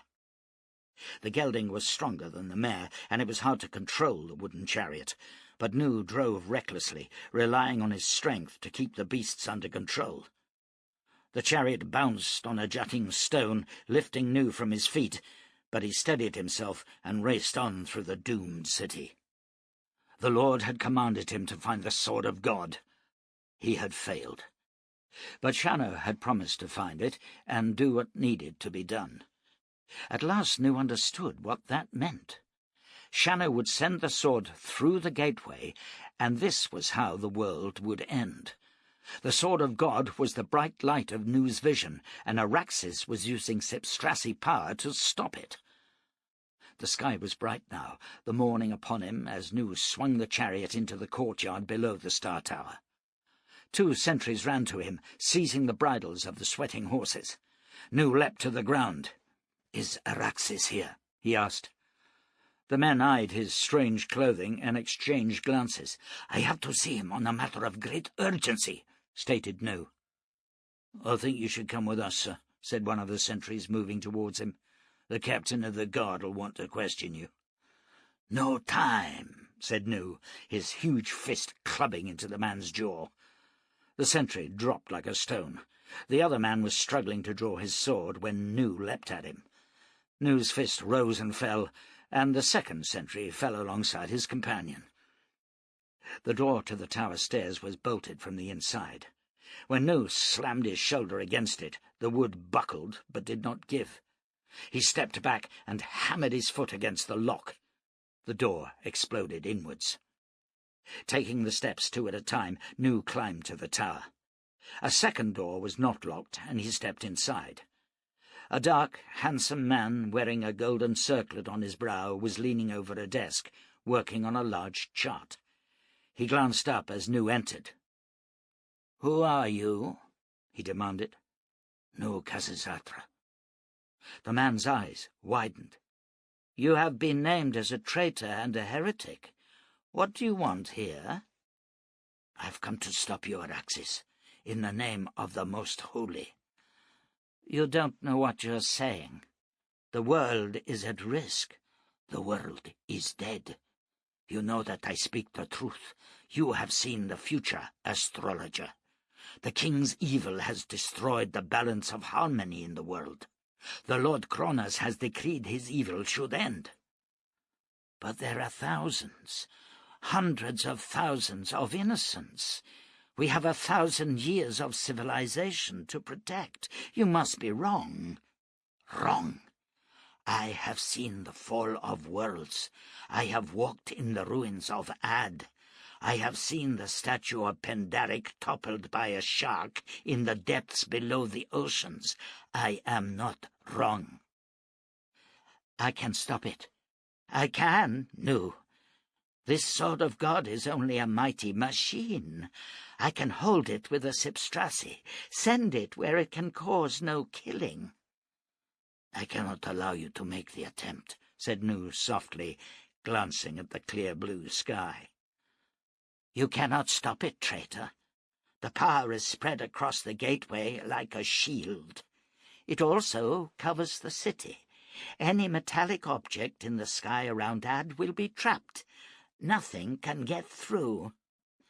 You can kill me, Nu Khazisatra, but that will not change the magic. You cannot approach the stone and live, for there are mighty spells protecting it." Nu swung to look at the giant Sipstrasi stone. Golden wires were welded to its surface, and these led to 6 crystal spheres supported on a framework of silver. "Get out while you can," said Araxes. "Since we are linked by marriage, I will give you an hour before I notify the king of your return." Nu ignored him. Striding to the desk, he swept the parchment from it and pushed his hands under the oak top. The heavy desk lifted. "No!" screamed Araxes, hurling himself at the larger man. Nu released the desk and turned just as the astrologer's body struck him.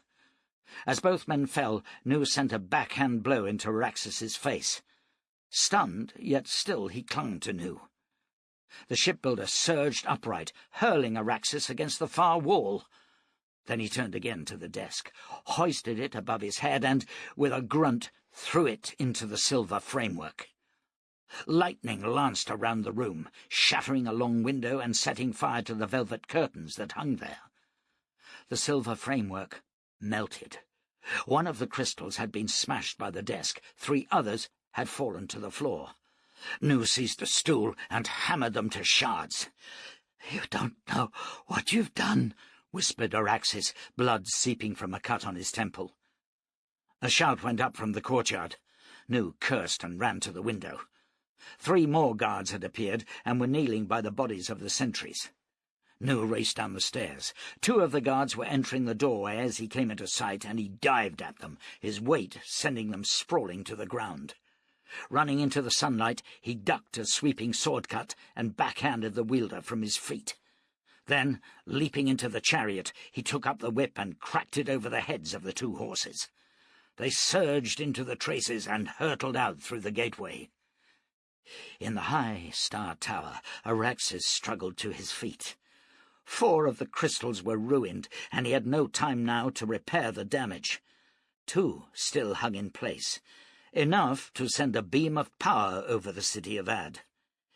If the sword was directed towards Ad, the stone could still catch it in the sky and nullify its awesome power.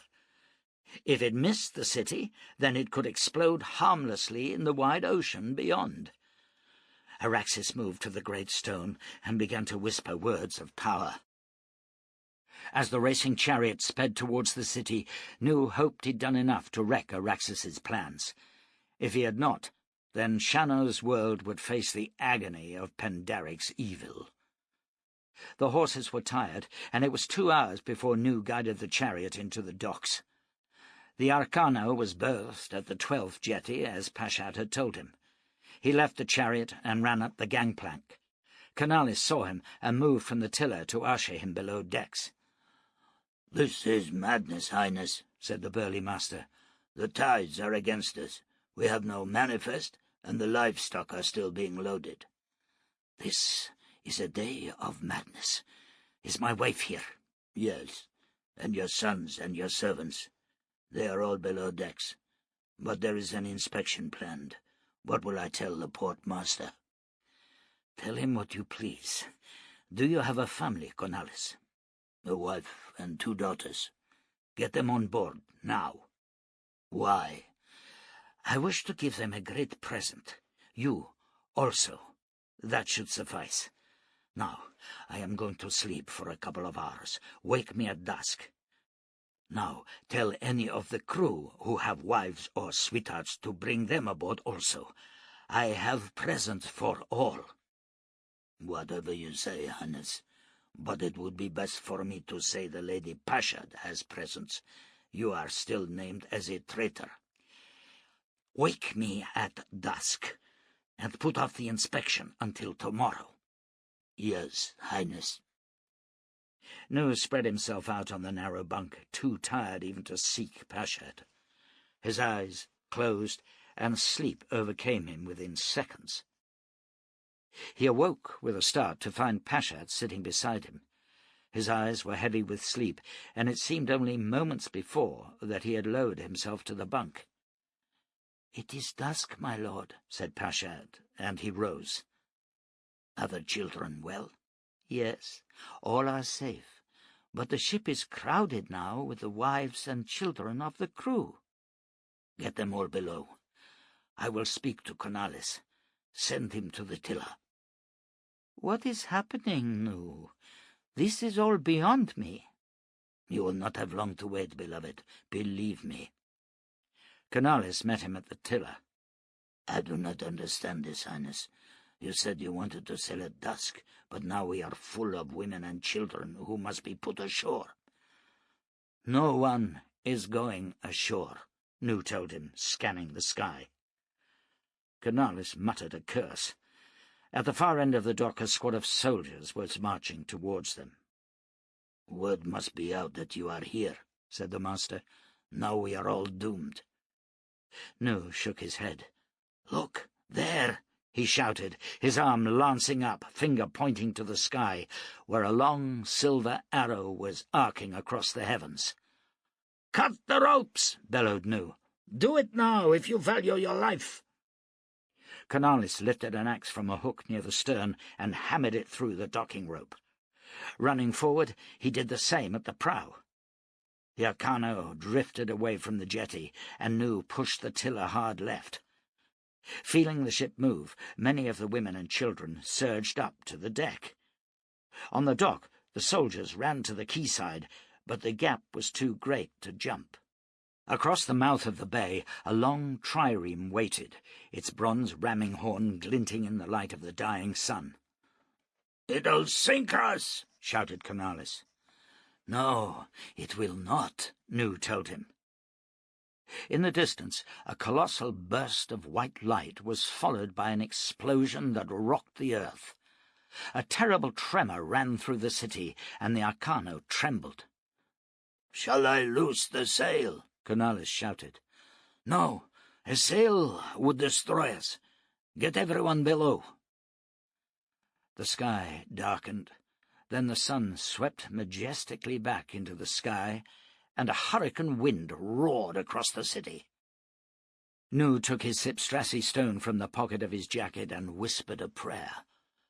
The tidal wave, more than 1,000 feet high, thundered across the city, and Nu could see giant trees whirling in the torrent. If any were to strike the Arcano, the vessel would be smashed to tinder. Their prow slowly swung until it pointed straight at the gigantic wall of water. Clutching the Sipstrassi, Nu felt the shock of the wave. The ship was lifted as if by a giant hand and carried high into the roaring swell, yet not one drop of water splashed the decks. Up and up soared the vessel until it crested the wave and bobbed on the surface.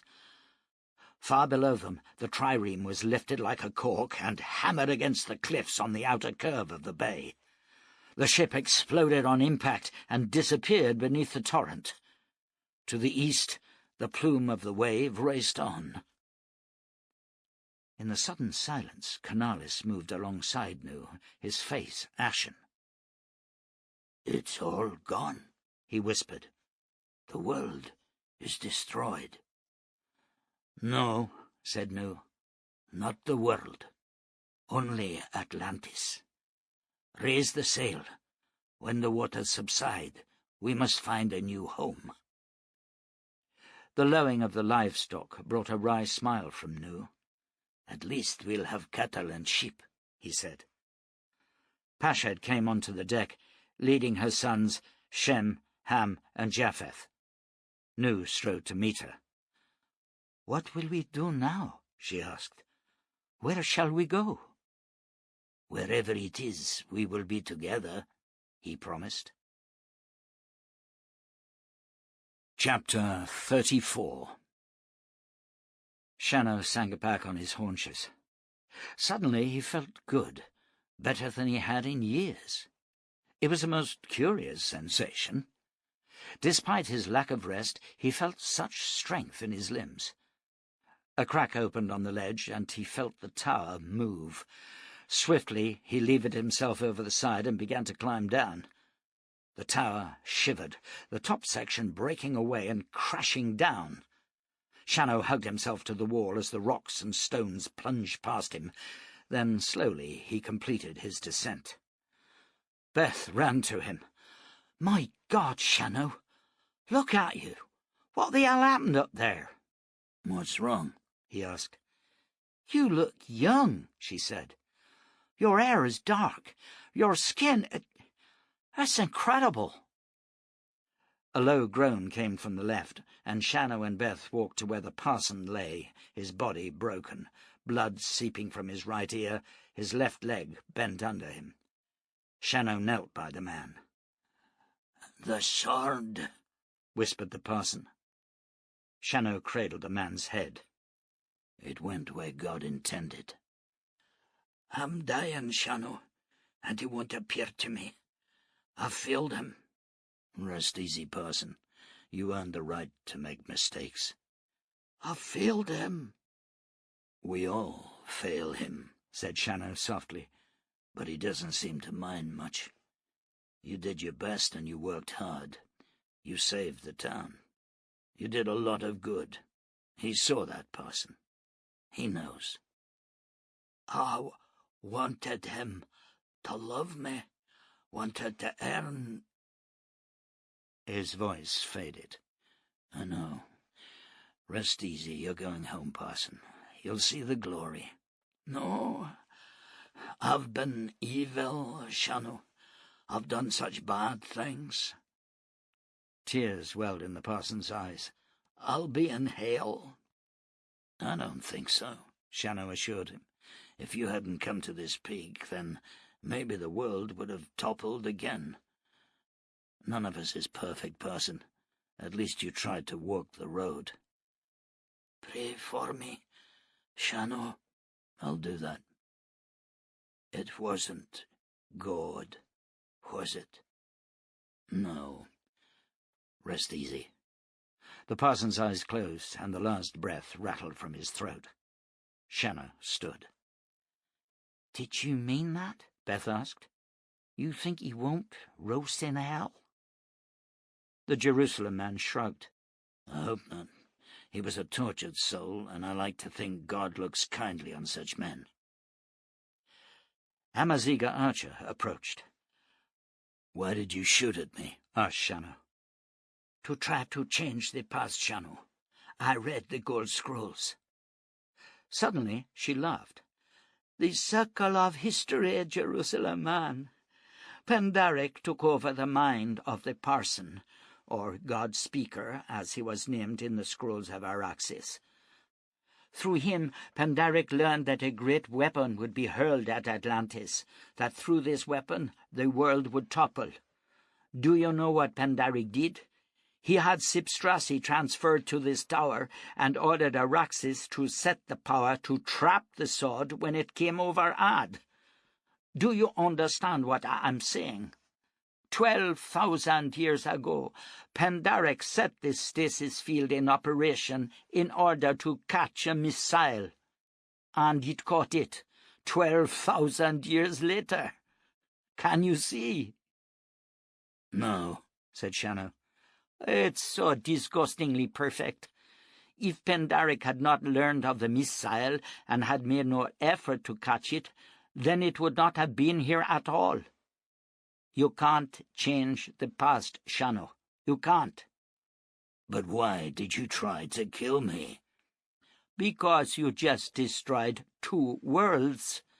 If you had not sent that bomb into the past, our old world could not have been destroyed. You see, Pandaric was also responsible for the second fall. I thought I could change history, but no. She looked at Shannow, and he saw the anguish and hatred in her eyes. You're not the Jerusalem man anymore, Shannow. Oh, no. Now you are the Armageddon man, the destroyer of worlds. Shannow did not reply, and Amaziga turned from him and strode to the ruins of the tower. The encrusted rocks had been dashed away, the white marble showing through. There was a broken doorway, and Amaziga pushed her way inside. A dust-covered skeleton lay close to the Sipstrasi, which had fallen from its bowl. There were rings on the skeletal fingers, and a gold band still circled the brow. Then Shannow, Beth, and Steiner entered the chamber. Shannow led Steiner to the Sipstrasi and touched the Pistolier's hand to it. The veins of gold were thin now, but still the power surged through him, healing his wounds. Outside they could hear the roaring of engines as the once trapped planes continued to circle, seeking places to land. Amaziga knelt and lifted a scroll of golden foil. "The sword," she read, "did not pass near Ad. But then a noise came, and a pillar of smoke. A strange phenomenon has just occurred. The sun, which was setting, has just risen again, and I can see dark storm clouds racing towards us. Dark, blacker than any storm of memory. No, not a storm. The traitor was right. It is the sea." Amaziga dropped the foil and stood. "The missile was the final touch to a world straining on its axis." She turned to the skeleton. "I would guess this was Araxes. Even the Sipstrasi could not save him from the tidal wave he saw. God, Shannow, how I hate you!" "Stop your whinging," snarled Beth McAdam. "It wasn't Shannow who destroyed the worlds. It was Pandaric. He opened the gates. He set up whatever it was you called it to trap the sword of God, and it destroyed him. What right have you to condemn a man who only fought to save his friends?" "Leave her alone," said Shannow softly. "No," answered Beth, her cold blue eyes locked to Amaziga. "She knows the truth. When a gun kills a man, it is not the weapon that goes on trial, but the man whose finger is on the trigger. She knows that." "He is a bringer of death," Amaziga hissed. "He destroyed my community. My husband died because of him. My son is dead. Now 2 worlds have toppled because of him." "Tell me, Shannow," asked Beth, "why you came to the sword?" "It does not matter," answered the Jerusalem man. "Let it rest, Beth." "No," she said again. "While Magellan and Lindian held me captive, they used their power stones to observe you, and they let me see. It was you," she said, swinging once more to Amaziga, "who urged Shannow, pleaded with him to come here and stop the parson. It was you who sent him scaling that peak and risking his life. So whose finger was on the trigger, you bitch?" "It was not my fault," shouted Amaziga. "I didn't know." "And he did? Jon Shannow knew that if the sword passed through the gate, it would destroy 2 worlds? You make me sick. Carry your own guilt like the rest of us. Don't seek to palm it off on the man who just saved all our lives." Amaziga backed away from Beth's anger and walked out into the sunlight. Shannow followed her. "I'm sorry for your loss," he said. "Samuel Archer was a fine man. I don't know what else to say to you." Amaziga sighed. "The woman is right in what she says, and you are just part of the circle of history. Forgive me, Shannow. No, Khazezatra said he was sent to find the sword of God. He found it." "No, he didn't," said Shannow sadly. "There was no sword, only a foul instrument of mass death." She placed her hand on his arm. "He found the sword, Shannow, because he found you. You were the sword of God." "I hope Nu survived," said Shannow, changing the subject. "I like the man." Amaziga laughed. "Oh, he survived, Jon Shannow. Be assured of that." "Is there something else in the scrolls, then?" "No," she shook her head. "Nu is the Arabic form, and Khazezatra the Assyrian name for Noah. You remember what he said about the circle of God? Nu Khazezatra came to the future and read of Noah's survival in your Bible, Shannow. So he went home, rescued his family, and, I should imagine, with the aid of the Sipstrasi, created a ship that was storm-proof. How's that for a circle of God?" Her laughter was almost hysterical. Then the weeping began. "Come away," said Beth McAdam, taking Shannow by the arm and leading him back towards the horses. Some planes had already begun to land on the hard-baked sand of the desert. "What are they?" asked Beth. "Nothing that I would see," he told her, as Flight 19 touched down 4 centuries after takeoff. Together, Shannow and Beth rode from the desolated pool. "What will you do now, Shannow?" she asked. "Now that you are young again, I mean? Will you still seek Jerusalem?" "I've spent half a lifetime pursuing that dream, Beth. It was a mistake. You don't find God across a distant hill. There are no answers in stone."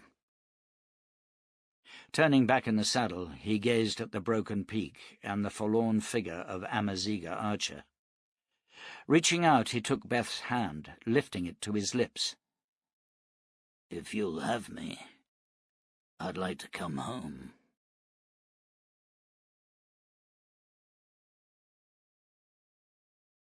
Epilogue. Under the leadership of Edric Scasey and the committee, led by Josiah Broom, Pilgrim's Valley prospered. The church was rebuilt, and, for want of a preacher, a young bearded farmer named John Cade took the service. If any noted the resemblance between Cade and a legendary killer called Shannow, none mentioned it. Far to the south, a beautiful black woman walked with a golden, black-maned lion at her side, and climbed the last hill before the ocean. There she stood, staring out to sea, feeling the cool of the ocean breeze, watching the sun's broken reflection on the rippling waves. Beside her, the lion turned his head and focused on a herd of deer grazing on a distant hillside. He did not know why the woman had stopped here, but he was hungry and padded off in search of food. Amaziga Archer watched him go, tears welling to her cheeks.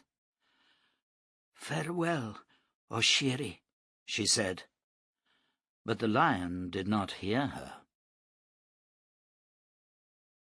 You've been listening to The Last Guardian, written by David Gemmell and read by Christian Rodska. The Last Guardian is one of 3 books in the Jon Shannow series, so if you enjoyed The Last Guardian, listen out for Bloodstone and Wolf in Shadow. Here's an extract from Bloodstone. Chapter 1. The pain was too great to ignore, and nausea threatened to swamp him as he rode. But the preacher clung to the saddle and steered the stallion up towards the gap. The full moon was high in the clear sky, the distant mountain peaks sharp and glistening white against the skyline. The sleeve of the rider's black coat was still smouldering, and a gust of wind brought a tongue of flame. Fresh pain seared through him, and he beat at the cloth with a smoke-blackened hand. Where were they now, he thought, pale eyes scanning the moonlit mountains and the lower passes. His mouth was dry, and he reined in the stallion. A canteen hung from the pommel, and the preacher hefted it, unscrewing the brass cap. Lifting it to his lips, he found it was filled not with water, but with a fiery spirit. He spat it out and hurled the canteen away. Cowards! They needed the dark inspiration of alcohol to aid them on their road to murder. His anger flared, momentarily masking the pain. Far down the mountain, emerging from the timberline, he saw a group of riders. His eyes narrowed. 5 men. In the clear air of the mountains he heard the distant sound of laughter. The rider groaned and swayed in the saddle, the pounding in his temple increasing. He touched the wound on the right side of his head. The blood was congealing now, but there was a groove in the skull where the bullet had struck, and the flesh around it was hot and swollen. He felt consciousness slipping from him, but fought back, using the power of his rage. Tugging the reins, he guided the stallion up through the gap, then angled it to the right, down the long wooded slope towards the road. The slope was treacherous, and the stallion slipped twice, dropping to its haunches. But the rider kept the animal's head up, and it righted itself, coming at last to level ground and the hard-packed earth of the trade road.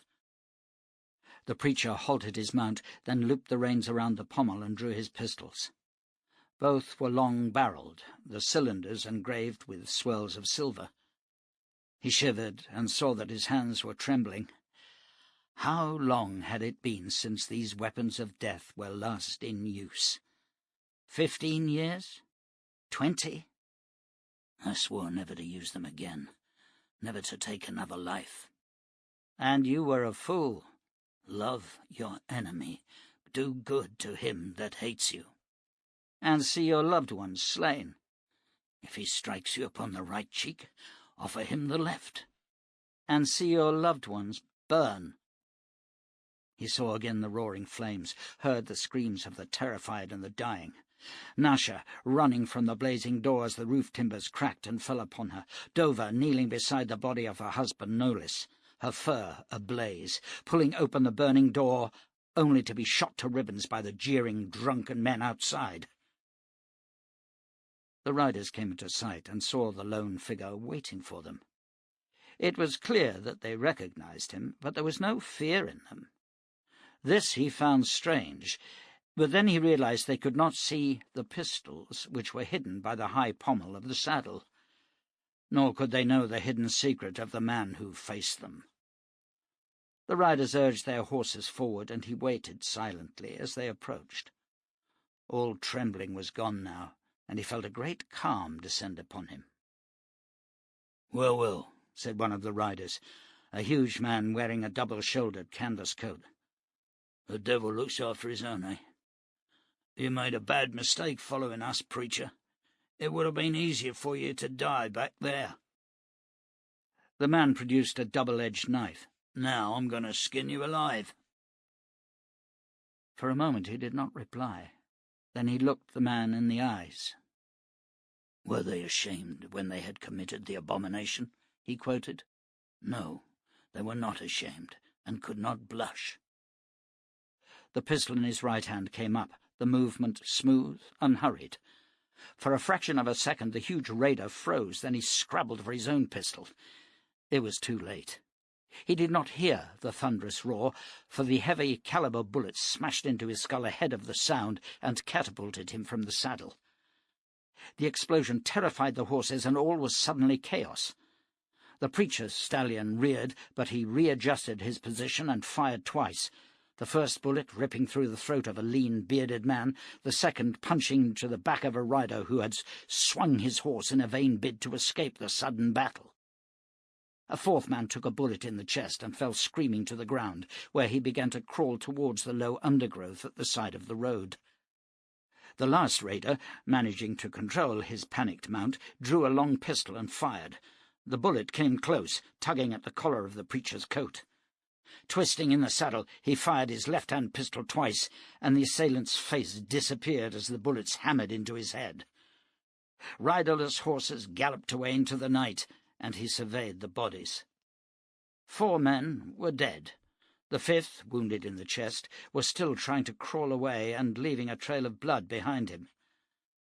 Nudging the stallion forward, the rider came alongside the crawling man. "I will surely consume them, saith the Lord." The crawling man rolled over. "Oh, Jesus Christ, don't kill me. I didn't want to do it. I didn't kill any of them, I swear it." "By their works shall ye judge them," said the rider. The pistol levelled. The man on the ground threw up his hands, crossing them over his face. The bullet tore through his fingers and into his brain. "It is over," said the preacher. Dropping the pistols into the scabbards at his hip, he turned the stallion and headed for home. Weariness and pain overtook him then, and he slumped forward over the horse's neck. The stallion, with no guidance now from the man, halted. The rider had pointed him towards the south, but that was not the home the stallion knew. For a while it stood motionless, then it started to walk, heading east and out into the plains. It plodded on for more than an hour, then caught the scent of wolves. Shapes moved to the right. The stallion whinnied and reared. The weight fell from its back, and then it galloped away. Jeremiah knelt by the sleeping man, examining the wound in the temple. He did not believe the skull to be cracked, but there was no way of being sure. The bleeding had stopped, but massive bruising extended up into the hairline and down across the cheekbone almost all the way to the jaw. Jeremiah gazed down at the man's face. It was lean and angular, the eyes deep-set. The mouth was thin-lipped, yet not, Jeremiah considered, cruel.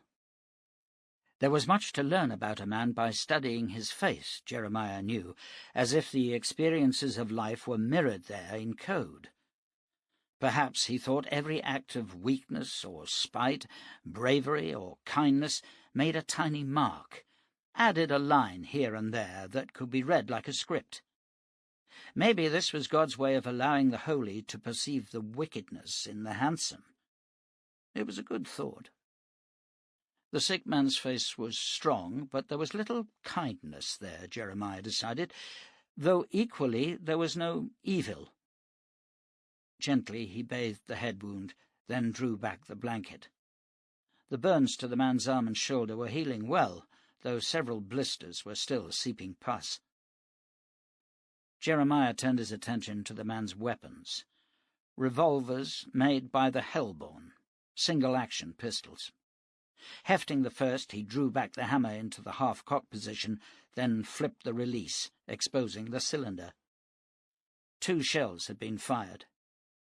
Jeremiah removed an empty cartridge case and examined it. The weapon was not new. In the years before the Second Satan Wars, the Hellborn had produced double-action versions of the revolver, with slightly shorter barrels and squat, rectangular automatic pistols and rifles that were far more accurate than these pieces. Such weapons had not saved them from annihilation. Jeremiah had seen the destruction of Babylon.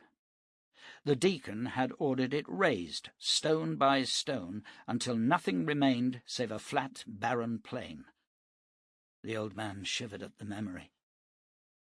The injured man groaned and opened his eyes. Jeremiah felt the coldness of fear as he gazed into them. The eyes were the misty grey blue of a winter sky, piercing and sharp, as if they could read his soul. "How are you feeling?" he asked, as his heart hammered. The man blinked and tried to sit. "Lie still, my friend. You've been badly wounded." "How did I get here?"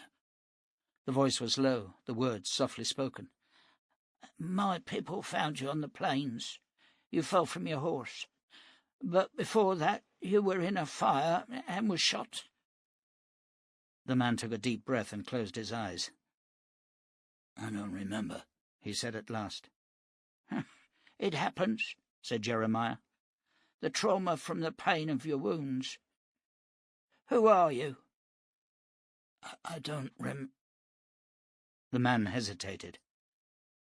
"Shannow. I am Jon Shannow."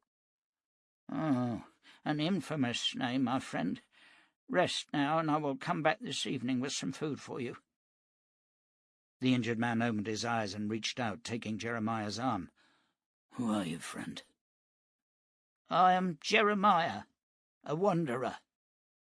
The wounded man sank back to the bed. "Go and cry in the ears of Jerusalem, Jeremiah," he whispered, then fell once more into a deep sleep. Jeremiah climbed from the back of the wagon, pushing closed the wooden door. Isis had prepared a fire, and he could see her gathering herbs by the riverside, her short blonde hair shining like new gold in the sunlight. He scratched at his white beard and wished he were 20 years younger. The other 10 wagons had been drawn up in a half-circle around the riverbank, and 3 other cook fires were now lit. He saw Meredith kneeling by the first, slicing carrots into the pot that hung above it. Jeremiah strolled across the grass and hunkered down opposite the lean, young academic. "A life under the sun and stars agrees with you, Doctor," he said amiably. Meredith gave a shy smile and pushed back a lock of sandy hair that had fallen into his eyes. "Indeed it does, Mynheer Jeremiah. I feel myself growing stronger with each passing day. If more people from the city could see this land, there would be less savagery, I am sure." Jeremiah said nothing and transferred his gaze to the fire. In his experience, savagery always dwelt in the shadow of man, and where man walked, evil was never far behind. But Meredith was a gentle soul, and it did a young man no harm to nurse gentle dreams. "How is the wounded man?" Meredith asked. "Recovering, I think, though he claims to remember nothing of the fight that caused his injuries. He says his name is Jon Shannow." Anger shone briefly in Meredith's eyes. "A curse on that name," he said. Jeremiah shrugged. "It is only a name." Isis knelt by the riverbank and stared down at the long, sleek fish just below the glittering surface of the water. It was a beautiful fish, she thought, reaching out with her mind. Instantly her thoughts blurred, then merged with the fish. She felt the cool of the water along her flanks and was filled with a haunting restlessness, a need to move, to push against the currents, to swim for home. Withdrawing, she lay back and felt the approach of Jeremiah. Smiling, she sat up and turned towards the old man. "How is he?" she asked, as Jeremiah eased himself down beside her. "Getting stronger. I'd like you to sit with him." The old man is troubled, but trying to hide it, she thought. Resisting the urge to flow into his mind, she waited for him to speak again. "He is a fighter, perhaps even a brigand. I just don't know. It was our duty to help him. But the question is, will he prove a danger to us as he grows stronger? Is he a killer? Is he wanted by the Crusaders? Could we find ourselves in trouble for harbouring him? Will you help me?" "Oh, Jeremiah," said Isis softly, "of course I will help you. Did you doubt it?" He reddened. I know you don't like to use your talent on people. I'm sorry I had to ask." "You're a sweet man," she said, rising. Dizziness swept over her, and she stumbled. Jeremiah caught her, and she felt swamped by his concern. Slowly, strength returned to her, but the pain had now started in her chest and stomach. Jeremiah lifted her into his arms and walked back towards the wagons, where Dr. Meredith ran to them. Jeremiah sat her down in the wide rocking chair by the fire, while Meredith took her pulse. "No, I'm all right now," she said. "Truly." Meredith's slender hand rested on her brow, and it took all her concentration to blot out the intensity of his feelings for her. "I'm all right." "And the pain?" he asked. "Fading," she lied. "I just got up too quickly. It is nothing." "Get some salt," Meredith told Jeremiah. When he returned, Meredith poured it into her outstretched palm. "Eat it," he commanded. "It makes me feel sick," she protested, but he remained silent, and she licked the salt from her hand. Jeremiah passed her a mug of water, and she rinsed her mouth. "You should rest now," said Meredith. "I will soon," she promised. Slowly she stood. Her legs took her weight, and she thanked both men. Anxious to be away from their caring glances, she moved to Jeremiah's wagon and climbed inside, where the wounded man was still sleeping. Isis pulled up a chair and sat down. Her illness was worsening, and she sensed the imminence of death. Pushing such thoughts from her mind, she reached out, her small hand resting on the fingers of the sleeping man. Closing her eyes, she allowed herself to fall into his memories, floating down and down through the layers of manhood and adolescence, absorbing nothing until she reached childhood. 2 boys, brothers, one shy and sensitive, the other boisterous and rough. Caring parents, farmers. Then the brigands came. Bloodshed and murder, the boys escaping. Torment and tragedy affecting them both in different ways, the one becoming a brigand, the other— Isis jerked back to reality, all thoughts of her illness forgotten now as she stared down at the sleeping man. "I'm staring into the face of a legend," she thought. Once more she merged with the man. The Jerusalem man, haunted by the past, tormented by thoughts of the future, riding through the wild lands seeking— a city? Yes, but much more. Seeking an answer, seeking a reason for being. And during his search, stopping to fight brigands, tame towns, kill the ungodly, riding endlessly through the lands, welcome only when his guns were needed, urged to move on when the killing was done. Isis pulled back once more, dismayed and depressed, not just by the memories of constant death and battle, but by the anguish of the man himself. The shy, sensitive child had become the man of violence, feared and shunned, each killing adding yet another layer of ice upon his soul. Again she merged. He was being attacked. Men running from the shadows. Gunfire. A sound behind her, him. Cocking the pistol, Isis, Shannow, spun and fired in one motion. A child flung back, his chest torn open. Oh, God, oh, God, oh, God! Isis clawed her way free of the memory, but did not fully withdraw. Instead, she floated upwards, allowing time to pass, halting only when the Jerusalem man rode up to the farm of Donna Tabard. This was different. Here was love. The wagons were moving, and Isis, Shannow, rode out from them, scouting the land, heart full of joy and the promise of a better tomorrow. No more savagery and death, dreams of farming and quiet companionship. Then came the hell-born. Isis withdrew and stood. "You poor dear man," she whispered, brushing her hand over the sleeping man's brow. "I'll come back tomorrow." Outside the wagon, Dr. Meredith approached her. "What did you find out?" he asked. "He is no danger to us," she answered. The young man was tall and slender, a shock of unruly black hair cut short above the ears, but growing long over the nape of his neck.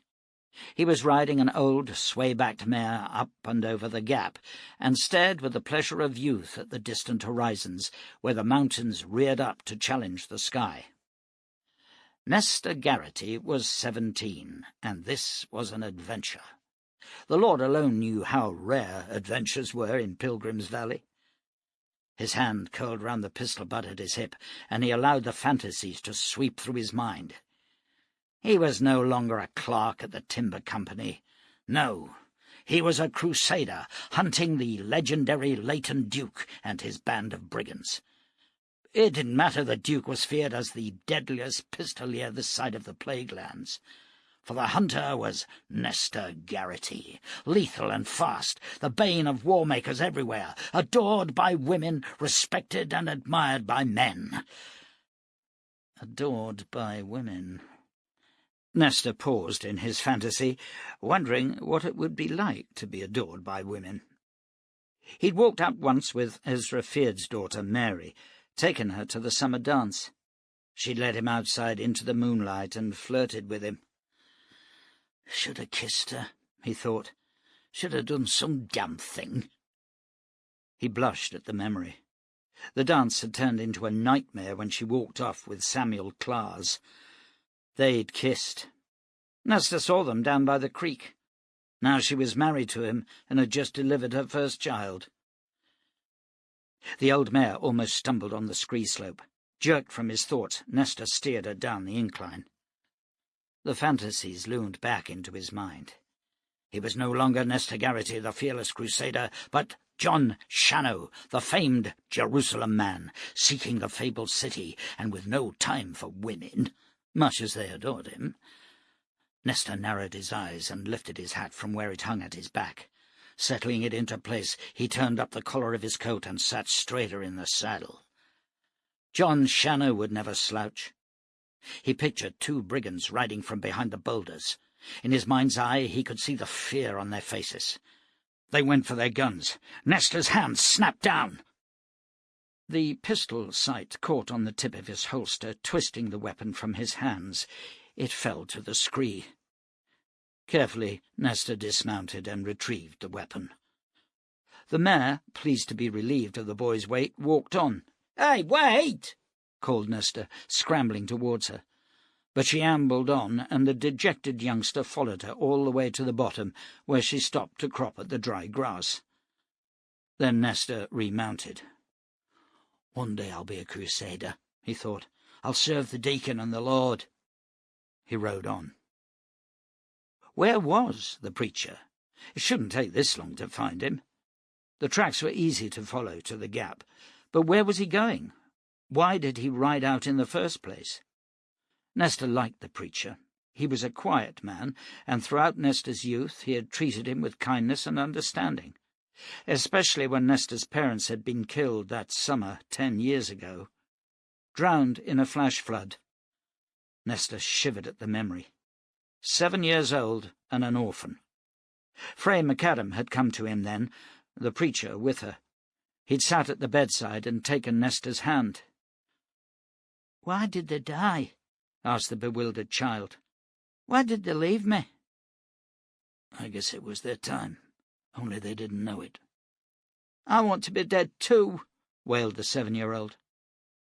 The preacher had sat with him then, quietly talking about the boy's parents, of their goodness and their lives. Just for a while the anguish and the numbing sense of loneliness had left Nestor, and he had fallen asleep. Last night the preacher had escaped out of the church, despite the flames and the bullets, and he had run away to hide. Nestor would find him, tell him that everything was all right now and it was safe to come home. Then he saw the bodies, the flies buzzing around the terrible wounds. Nestor forced himself to dismount and approach them. Sweat broke out on his face, and the desert breeze felt cold upon his skin. He couldn't look directly at them, so he studied the ground for tracks. One horse had headed back towards Pilgrim's Valley, then turned and walked out into the wild lands. Nestor risked a swift, stomach-churning glance at the dead men. He knew none of them. More importantly, none of them was the preacher. Remounting, he set off after the lone horseman. People were moving on the main street of Pilgrim's Valley as Nestor Garrity rode in, leading the black stallion. It was almost noon, and the children were leaving the 2 school buildings and heading out into the fields to eat the lunches their mothers had packed for them. The stores and the town's 3 restaurants were open, and the sun was shining down from a clear sky. But a half-mile to the north, smoke still spiraled lazily into the blue. Nestor could see Beth McAdam standing amid the blackened timbers as the undertakers moved around the debris, gathering the charred bodies of the wolvers. Nestor didn't relish facing Beth with the news. She'd been the head mistress of the lower school when Nestor was a boy, and no one ever enjoyed the thought of being sent to her study. He grinned, remembering the day he had fought with Charlie Wills. They'd been dragged apart and then taken to Mrs. McAdam. She'd stood in front of a desk, tapping her fingers with a 3-foot bamboo cane. "How many should you receive, Nestor?" she'd asked him. "I didn't start the fight," the boy replied. "That is no answer to my question." Nestor thought about it for a moment. "4," he said. "Why 4? "Fighting in the yard is 4 strokes," he told her. "That's the rule." "But did you not also take a swing at Mr. Carstairs when he dragged you off the Atlas, Charlie?" "That were a mistake," said Nestor. "Such mistakes are costly, boy. It will be 6 for you and 4 for Charlie. Does that sound fair?" "Nothing is fair when you're 13, said Nestor. But he had accepted the 6 strokes, 3 on each hand, and had made no sound. He rode slowly towards the charred remains of the little church, the stallion meekly following his bay mare. Beth McAdam was standing with her hands on her ample hips, staring out towards the wall. Her blonde hair was braided at the back, but a part of the braid had come loose and was fluttering in the wind at her cheek. She turned at the sound of the approaching horse and gazed up at Nestor, her face expressionless. He dismounted and removed his hat. "I found the raiders," he said. "They was all dead." "I expected that," she said. "Where's the preacher?" "No sign of him. His horse headed east, and I caught up with it. There was blood on the saddle. I backtracked and found signs of wolves and bears, but I couldn't find him." "He is not dead, Nestor," she said. "I would know. I would feel it. Here," she told him, hitting her chest with a clenched fist. "How did he manage to kill 5 men? They were all armed. All killers. I mean, I never saw the preacher ever carry a gun." 5 men, you say?" she replied, ignoring the question. "There were more than 20 surrounding the church, according to those who saw the massacre. But then I expect there were some of our own loving community." Nestor had no wish to become involved in the dispute. Wolvers in a church was hardly decent anyhow, and it was no surprise to the youngster that tempers had flared. Even so, if the Crusaders hadn't been called out to a brigand raid on Shem Jackson's farm, there would have been no violence. "Anything more you want me to do, Mrs. McAdam?" She shook her head. "That was plain murder," she said. "Nothing short." "You can't murder wolvers," said Nesta without thinking. "I mean, they ain't human, are they? They're animals." Anger shone in Beth's eyes, but she merely sniffed and turned aside. "Thank you, Nesta, for your help. But I expect you have chores to do, and I'll not keep you from them." Relieved, he turned away and remounted. "What do you want me to do with this stallion?" he called. "Give it to the Crusaders. It wa'n't ours, and I don't want it." Nesta rode away to the stone-built barracks at the south of town, dismounting and hitching both horses to the rail outside. The door was open, and Captain Leon Evans was sitting at a rough-built desk. "Good morning, sir," said Nesta. Evans looked up and grinned. He was a tall, broad-shouldered man with an easy smile. "Still looking to sign up, boy?" "Yes, sir." "Been reading your Bible?" "I have, sir, every day." "I'll put you in for the test on the 1st of next month. If you pass, I'll make you a cadet." "I'll pass, sir, I promise." "You're a good lad, Nesta. I see you found the stallion. Any sign of the preacher?" "No, sir, but he killed 5 of the raiders." The smile faded from Captain Evans's face. "Did he, by God?" He shook his head. "As they say, you can't judge a man by the coat he wears. Did you recognize any of the dead men?" "Not a one, sir. But 3 of 'em had their faces shot away. Looks like he just rode down the hill and blasted 'em to hell and gone."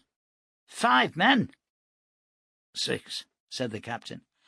"I was checking the church this morning. There was a corpse there. It looks like when the fire was at its worst, the preacher managed to smash his way out at the rear.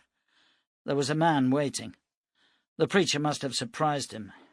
There was a fight, and the preacher managed to get the man's gun. Then he killed him and took his horse. Jack Shale says he saw the preacher riding from town, said his coat and hair were ablaze." Nesta shivered. "Who'd have thought it?" he said. "All his sermons were about God's love and forgiveness. Then he guns down 6 raiders. Who'd have thought it?" "I would, boy," came a voice from the doorway, and Nesta turned to see the old prophet making his slow way inside. Leaning on 2 sticks, his long white beard hanging to his chest, Daniel Cade inched his way to a seat by the wall. He was breathing heavily as he sank to the chair.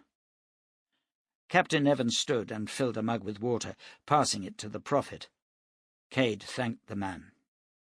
Nesta faded back to the far wall, but his eyes remained fixed to the ancient legend sipping the water. Daniel Cade, the former brigand turned prophet, who had fought off the Hellborn in the Great War. Everyone knew that God spoke to the old man, and Nesta's parents had been 2 of the many people saved when Cade's brigands took on the might of the Hellborn army. "Who burned the church?" asked Cade, his voice still strong and firm, oddly in contrast to the arthritic and frail body. "There were raiders from outside Pilgrim's Valley," the captain told him. "Not all of them," said Cade. "There were townsfolk among the crowd. Shem Jackson was seen. Now, that disturbs me, for isn't that why the Crusaders were not here to protect the church? Weren't you called to Jackson's farm?" "Aye, we were," said the captain. "Brigands stole some of his stock, and he rode in to alert us." "And then stayed on to watch the murders? Curious." "I do not condone the burning of the church, sir," said the captain, "but it must be remembered that the preacher was told, repeatedly, that wolvers were not welcome in Pilgrim's Valley. They were not creatures of God, not made in his image, nor true creations. They are things of the devil. They have no place in a church, nor in any habitat of decent folk. The preacher ignored all the warnings. It was inevitable that some tragedy would befall. I can only hope that the preacher is still alive. It would be sad if a good man, though misguided, were to die." "Oh, I reckon he's alive," said Kate. "So you'll be taking no action against the townspeople who helped the raiders?" "I don't believe anyone helped them. They merely observed them." Cade nodded. "Does it not strike you as strange that men from outside Pilgrim's Valley should choose to ride in to lance our boil?" "The work of God is often mysterious," said Evans, "as you yourself well know, sir. But tell me, why were you not surprised that the preacher should tackle and destroy 6 armed men? He shares your name, and it is said he is your nephew, or was once one of your men in the Hellborn War. If the latter is true, he must have been very young indeed." Cade did not smile, but Nestor saw the humour in his eyes. "He is older than he looks, Captain. And no, he was never one of my men. Nor is he my nephew, despite his name." With a grunt, the prophet pushed himself to his feet. Captain Evans took his arm, and Nestor ran forward to gather his sticks. "I'm all right. Don't fuss about me." Slowly and with great dignity the old man left the room and climbed to the driving seat of a small wagon. Evans and Nestor watched as Cade flicked the reins. "A great man," said Evans. "A legend. He knew the Jerusalem man. Rode with him, some say." "I heard he was the Jerusalem man," said Nestor. Evans shook his head. "I heard that too, but it is not true. My father knew a man who fought alongside Cade. He was a brigand, a killer, but God shone the great light upon him." The deacon stood on the wide balcony, his silver-white beard rippling in the morning breeze. From this high vantage point he gazed affectionately out over the high walls and down on the busy streets of Unity. Overhead, a biplane lumbered across the blue sky, heading east towards the mining settlements, carrying letters and possibly the new barter notes that were slowly replacing the large silver coins used to pay the miners. The city was prospering. Crime was low, and women could walk without risk, even at night, along the well-lit thoroughfares. "I've done the best I could," whispered the old man. "What's that, deacon?" asked a slender, round-shouldered man with wispy white hair. "Talking to myself, Geoffrey. Not a good sign." Turning from the balcony, he re-entered the study. "Where were we?" The thin man lifted a sheet of paper and peered at it. "There is a petition here asking for mercy for Cameron Sykes. You may recall he's the man who found his wife in bed with a neighbour. He shot them both to death. He's due to hang tomorrow." The old man shook his head. "I feel for him, Geoffrey, but you cannot make exceptions. Those who murder must die. What else?" The Apostle Saul would like to see you before setting off for Pilgrim's Valley." "Am I free this afternoon?" Geoffrey consulted a black leather-bound diary. 4:30 to 5 is clear. Shall I arrange it?" "Yes. I still don't know why he asked for that assignment. Perhaps he's tired of the city. Or perhaps the city is tired of him. What else?" For half an hour the two men worked through the details of the day, until finally the deacon called a halt and strolled through to the vast library beyond the study. There were armed guards on the doors, and the deacon remembered with sadness the young man who had hidden here 2 years before. The shot had sounded like thunder within the domed building, striking the deacon just above the right hip and spinning him to the floor. The assailant had screamed and charged across the huge room, firing as he ran. Bullets ricocheted from the stone floor. The deacon had rolled over and drawn the small 2-shot pistol from his pocket. As the young man came closer, the old man had fired, the bullet striking the assassin just above the bridge of the nose. The youngster stood for a moment, his own pistol dropping to the floor. Then he had fallen to his knees and toppled onto his face. The deacon sighed at the memory. The boy's father had been hanged the day before after shooting a man following an argument over a card game. Now the library and the municipal buildings were patrolled by armed guards. The deacon sat at a long oak table and stared at the banks of shelves while he waited for the woman. 68,000 books, or fragments of books, cross-indexed, the last remnants of the history of mankind, contained in novels, textbooks, philosophical tomes, instruction manuals, diaries, and volumes of poetry. And what have we come to, he thought. A ruined world, bastardized by science and haunted by magic. His thoughts were dark and sombre, his mind weary. No one is right all the time, he told himself. You can only follow your heart. A guard ushered the woman in. Despite her great age, she still walked with a straight back, her face showing more than a trace of the beauty she had possessed as a younger woman. "Welcome, Fray Masters," said the deacon, rising. "God's blessing to you and your family." Her hair was silver. The lights from the ornate arched and stained-glassed windows created soft highlights of gold and red. Her eyes were blue and startlingly clear. She smiled thinly and accepted his hand. Then she sat opposite him.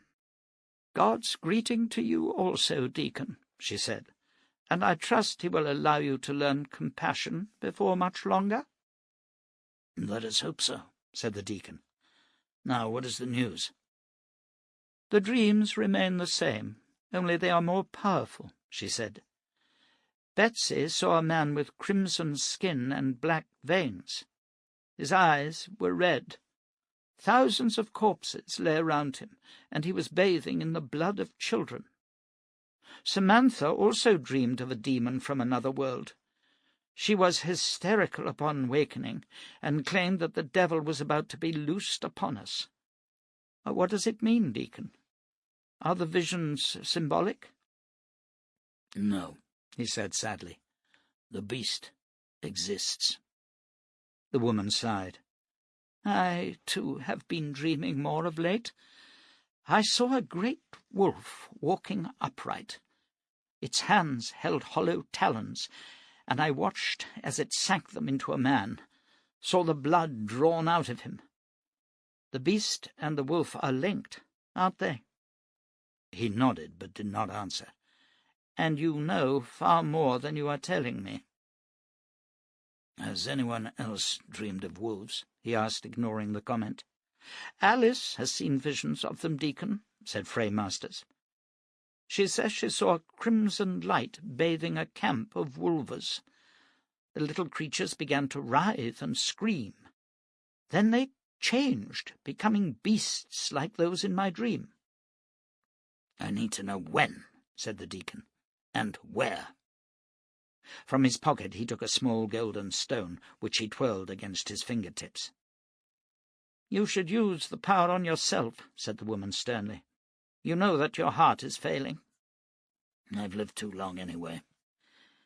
No, I'll save its power for the beast. This is the last of them, you know. My little horde. Soon the world will have to forget magic and concentrate once more on science and discovery." His expression changed. "If it survives." "It'll survive, deacon," she said. "God must be stronger than any demon." "If he wants it to survive. We humans have hardly made the earth a garden now, have we?" She shook her head and gave a weary smile. "Yet there are still good people, even though we know that the path of evil offers many rewards. Don't give in to despair, deacon. If the beast comes, there will be those who will battle against it. Another Jerusalem man, perhaps, or a Daniel Cade, "Come the moment, come the man," said the deacon with a dry chuckle. Frame Masters rose. "I'll go back to my dreamers. What would you have me tell them?" "Get them to memorize landscapes, seasons. When it comes, I need to be there to fight it. And I will need help." Standing, he held out his hand, and she shook it briefly. "You have said nothing of your own dreams, Frey." "My powers have faded over the years. But yes, I have seen the beast. I fear you will not be strong enough to withstand it." He shrugged. "I've fought many battles in my life. I'm still here." "But you're old now. We are old. Strength fails, Deacon. All things pass away, even legends." He sighed. "You've done a wonderful job here," he said. "All these fragments of a lost civilization.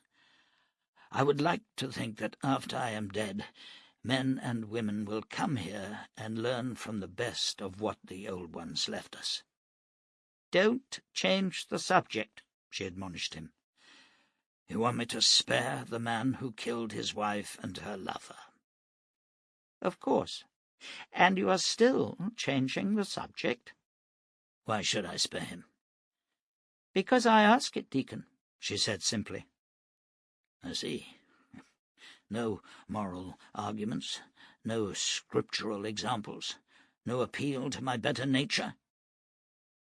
She shook her head, and he smiled. "Very well. He will live." "You're a strange man, Deacon, and you're still avoiding the point. Once you could have stood against the beast, not any longer." He grinned and winked at her. "I may just surprise you yet," he said. "I'll grant you that. You are a surprising man." Shannow dreamed of the sea, the groaning of the ship's timbers almost human, the waves like moving mountains beating against the hull.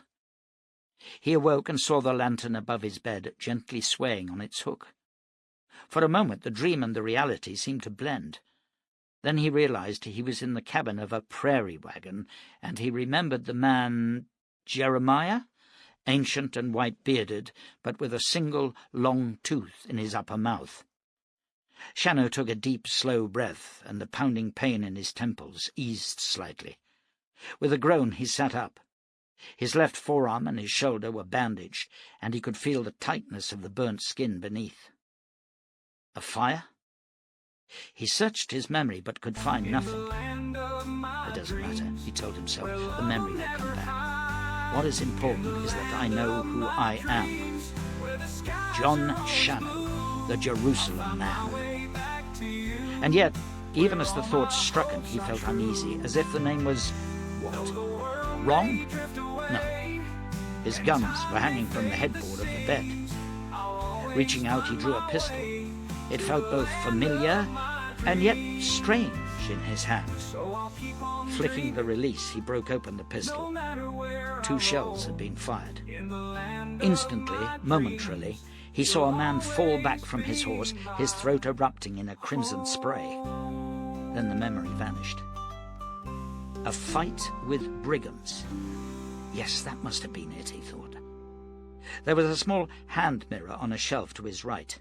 He took it down and examined the wound in his temple. The bruising was yellowing now, fading fast, and the groove in his skull was covered by a thick scab. His hair had been trimmed close to his head, but he could still see where the fire had scorched the scalp. Fire! Another flash of memory. Planks ablaze, and Shannow hurling his body at the timbers time and again until they gave. A man beyond with pistol raised, the shot hitting his head like a hammer. Then that vision also faded. He had been in a church. Why? Listening to a sermon, perhaps? Easing himself from the bed, he saw that his clothes were folded neatly on a chair by a small window, the burned coat having been cleaned and patched with black cloth. As he dressed, he looked around the cabin of the wagon. The bed was narrow, but well made of polished pine, and there were 2 pine chairs and a small table by the window. The walls were painted green. There were elaborate carvings around the window in the shape of vine leaves, and a strange motif had been carved above the door, 2 overlapping triangles making a star. A bookshelf sat upon 2 brackets above the bed. Buckling his gun scabbards to his hips, Shannow scanned the books. There was a Bible, of course, and several fictions, but at the end was a tall, thin volume with dry, yellowed pages. Shannow pulled it clear and carried it to the window. The sun was setting, and he could just make out the title in faded gold leaf. The Chronicle of Western Costume by John Peacock. With great care he turned the pages. Greek, Roman, Byzantine, Tudor, Stuart, Cromwellian, every page showed men and women dressed in different clothing, and each page carried dates. It was fascinating. Until the coming of the plains, many men had believed that only 300 years had passed since the death of Christ, but the men and women travelling in those great ships of the sky had changed all that, consigning the previous theories to the dust of history. Shannow paused. "How do I know that?" He replaced the book, then moved to the rear of the cabin, opening the door and climbing unsteadily down the 3 steps to the ground. A young woman with short blonde hair was still walking towards him, carrying a dish of stew. "You should still be in bed," she admonished him. In truth, he felt weak and breathless and sat back on the wagon steps, accepting the stew. "Thank you, lady." She was extraordinarily pretty, her eyes blue-green, her skin pale tan. "Is your memory returning, Mr. Shannow?" "No," he said, then began to eat. "It will in time," she assured him. The outside of the wagon was painted in shades of green and red, and from where he sat, Shannow could see 10 other wagons similarly decorated. "Where are you all going?" he asked. "Where we like," said the girl. "My name is Isis." She held out her hand, and Shannow took it. Her handshake was firm and strong. "You're a good cook, Isis. The stew is very fine." Ignoring the compliment, she sat down beside him.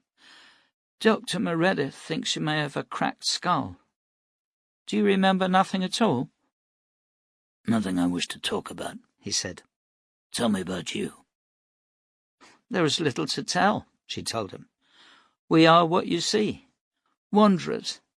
We follow the sun and the wind. In summer we dance, in winter we freeze. It's a good way to be." "It has a certain charm," said Shannow. "Yet is there no destination?"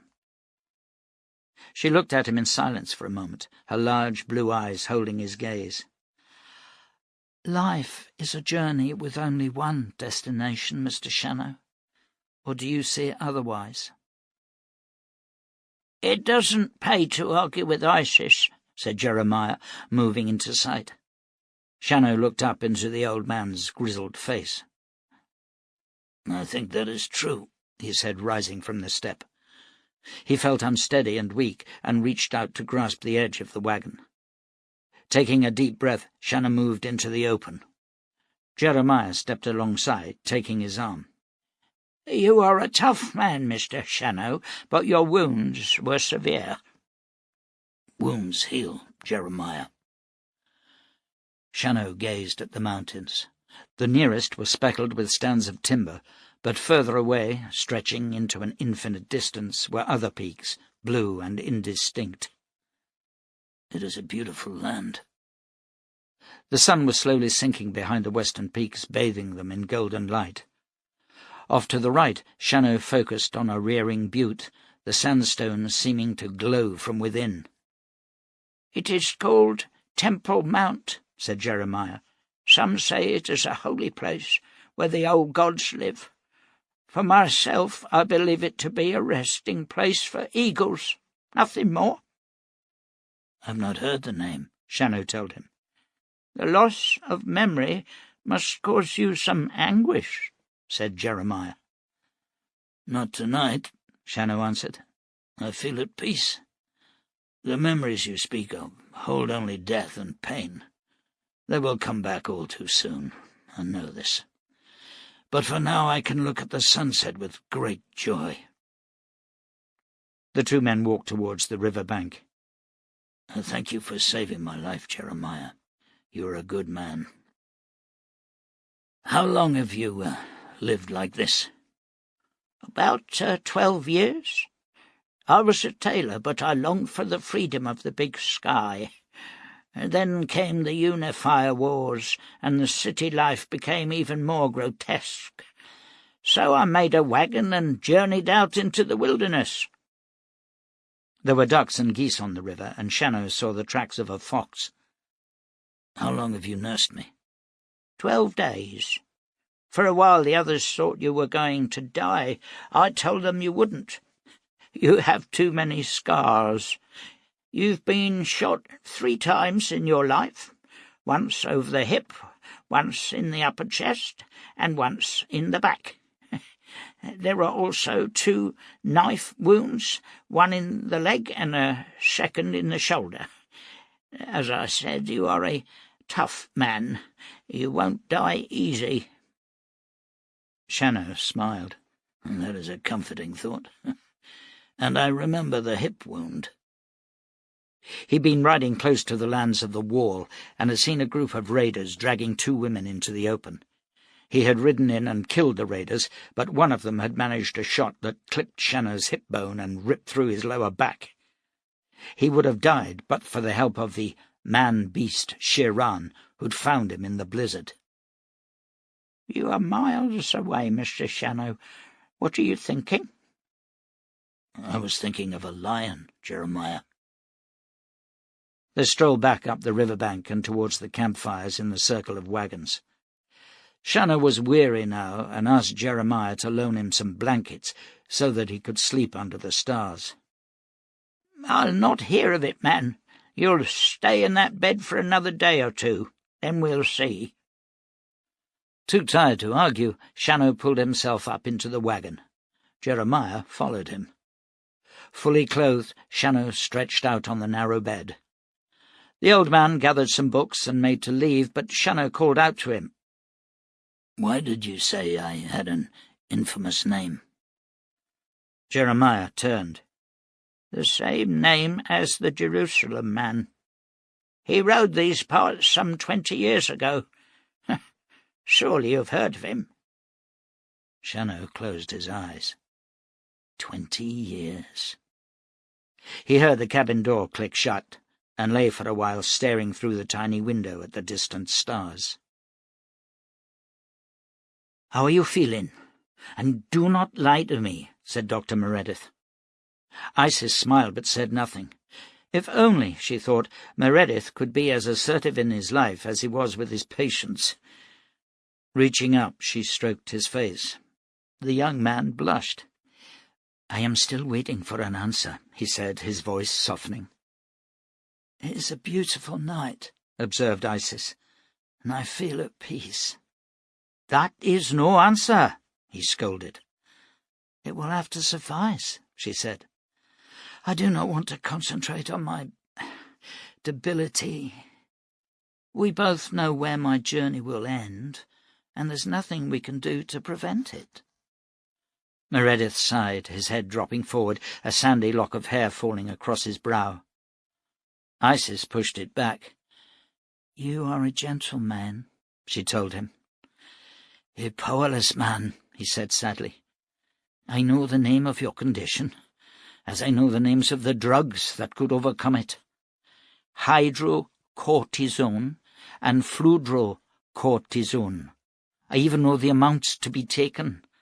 What I do not know is how these steroids were constructed, or from what." "It doesn't matter," she assured him. "The sky is beautiful, and I'm alive. Let's talk about something else. I want to ask you about our guest." Meredith's face darkened. "What about him? He is no farmer, that is for sure." "I know that," she said. "But why has his memory failed?" Meredith shrugged. "A blow to his head is the most likely cause. But there are many reasons for amnesia, Isis. To tell you more, I would need to know the exact cause of the injury and the events leading up to it." She nodded and considered telling him all she had learned. "First," she said, "tell me about the Jerusalem man." He laughed, the sound harsh, his face hardening. "I thank God that I never met him. He was a butchering savage who achieved some measure of fame vastly greater than he deserved. And this only because we are ruled by another merciless savage who reveres violence. Jon Shannow was a killer. Putting aside the ludicrous quasi-religious texts that are now being published, he was a wandering man who was drawn to violence as a fly is drawn to ox droppings. He built nothing, wrote nothing, sired nothing. He was like a wind blowing across a desert." "He fought the Hellborn," said Isis, "and destroyed the power of the Guardians." "Exactly," said Meredith sharply. "He fought and destroyed. And now he is seen as some kind of saviour, a dark angel sent by God. I wonder sometimes if we will ever be free of men like Shannow." "You perceive him as evil, then?" Meredith stood and added several sticks to the dying fire, then returned to his seat opposite Isis. "That is a difficult question to answer. From all I know of the man, he was not a murderer. He never killed for gain. He fought and slew men he believed to be ungodly or wicked. But the point I would make, Isis, is that he decided who was wicked, and he dispensed what he regarded as justice. In any civilized society, such behaviour should be deemed abhorrent. It sets a precedent, you see, for other men to follow his line of argument and kill any who disagree. Once we revere a man like Shannow, we merely open the door to any other killer who wishes to follow his example. Men like the Deacon, for instance. When the Hellborn rose against us, he destroyed not only their army, but their cities. He visited upon them a terrible destruction. And why? Because he decided they were an evil people. Thousands of ordinary Hellborn farmers and artisans were put to death. It was genocide, an entire race destroyed. That is the legacy of men like Jon Shannow. So, tell me, what has this to do with our guest, as you call him?" "I don't know," she lied. "He claims to be Shannow, so I wondered if it would have a bearing on his— what did you call it?" "Amnesia." "Yes, his amnesia. You asked about the event that led to his being wounded." Isis hesitated, preparing her story. "He watched his friends being murdered, horribly murdered. Some shot down, others burned alive. His home was set ablaze. He escaped and took up weapons that he had put aside many years before. He was once a warrior, but had decided this was wrong. But in his pain, he tracked the killers and fought them, killing them all. Does that help?" Meredith sat back and let out a long breath. "Poor man," he said. "I fear I have misjudged him. I saw the guns and assumed him to be a brigand, or a hired man. Yes, indeed it helps, Isis. The mind can be very delicate. I trust your talent, and taking everything you have told me as true, it means that our guest went to war against not only a vile enemy, but his own convictions. His mind has reeled from the enormity of anguish and loss, and closed itself against the memories. It is called protective amnesia." "Would it be wise for me to explain it to him?" she asked. "Under no circumstances," he told her. "That is what is meant by protective. To tell him now could cause a complete disintegration. Let it come back slowly, in its own time. What is fascinating, however, is his choice of new identity.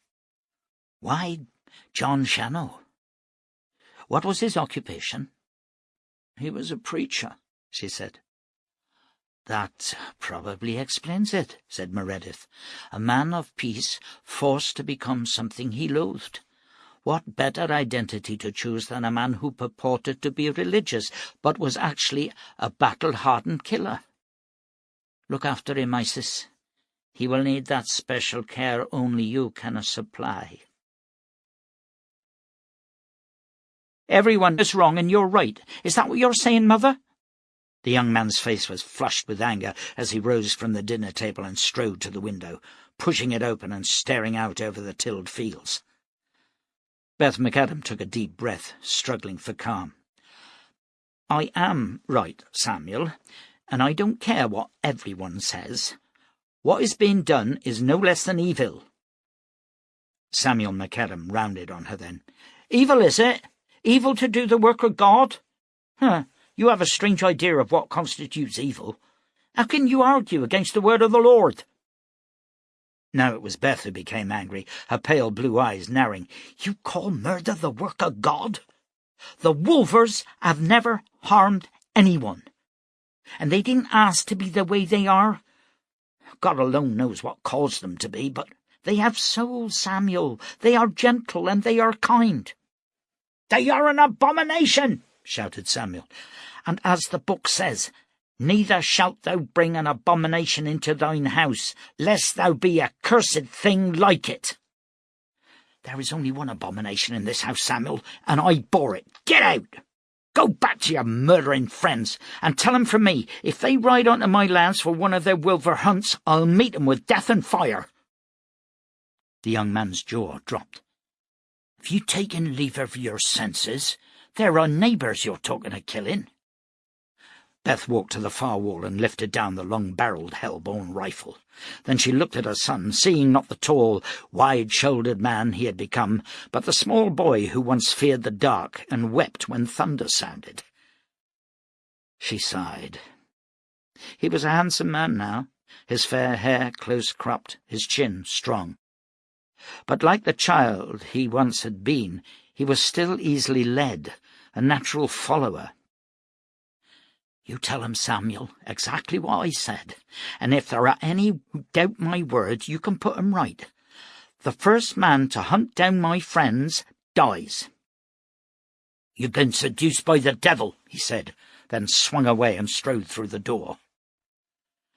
As Beth heard his horse galloping away into the night, a small form moved from the kitchen and stood behind her. Beth turned and forced a smile. Reaching out, she stroked the soft fur of the creature's shoulder. "Oh, I'm sorry you heard that, Pakia," Beth sighed. "He's always been malleable, like clay in the hands of the potter. I blame myself for that. I was too hard on him. Never let him win. Now he's like a reed that bends with every breeze." The little Wolver tilted her head to one side. Her face was almost human, yet fur-covered and elongated, her eyes wide and oval, the colour of mixed gold, tawny with red flecks. "When will the preacher come back?" she asked, her long tongue slurring the words. "I don't know, Pakia. Maybe never. He tried so hard to be a Christian, suffering all the taunts and the jeers." Beth moved to the table and sat down. Now it was the slender Pakia who laid her long fingers on the woman's shoulder. Beth reached up and covered the soft, warm hand. "I loved him, you know, when he was a real man. But I swear to God, you can't love a saint." She shook her head. "Wherever he is, he must be hurting. 20 years of his life gone to dust and ashes." "It was not a waste," said Pakia, "and it is not dust and ashes. He gave us pride and showed us the reality of God's love.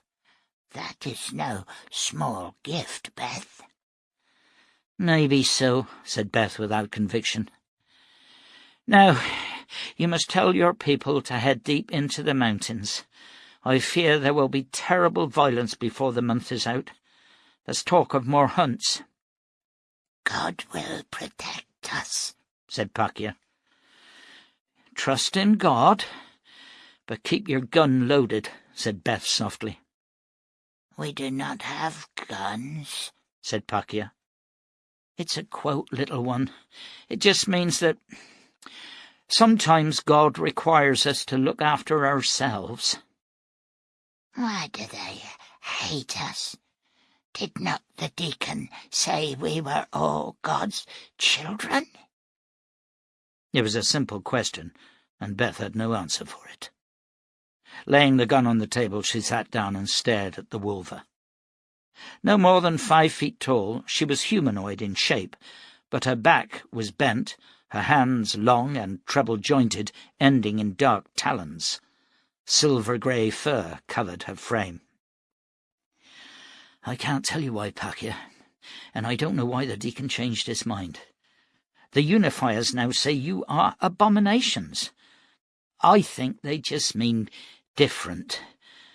But in my experience, men don't need too much of an excuse for hate. It just comes natural to 'em. You better go now, and don't come back for a time. I'll come into the mountains with some supplies in a little while, when things have cooled down a mite." I wish the preacher was here, said Pakia. "Amen to that. But I'd sooner have the man he once was."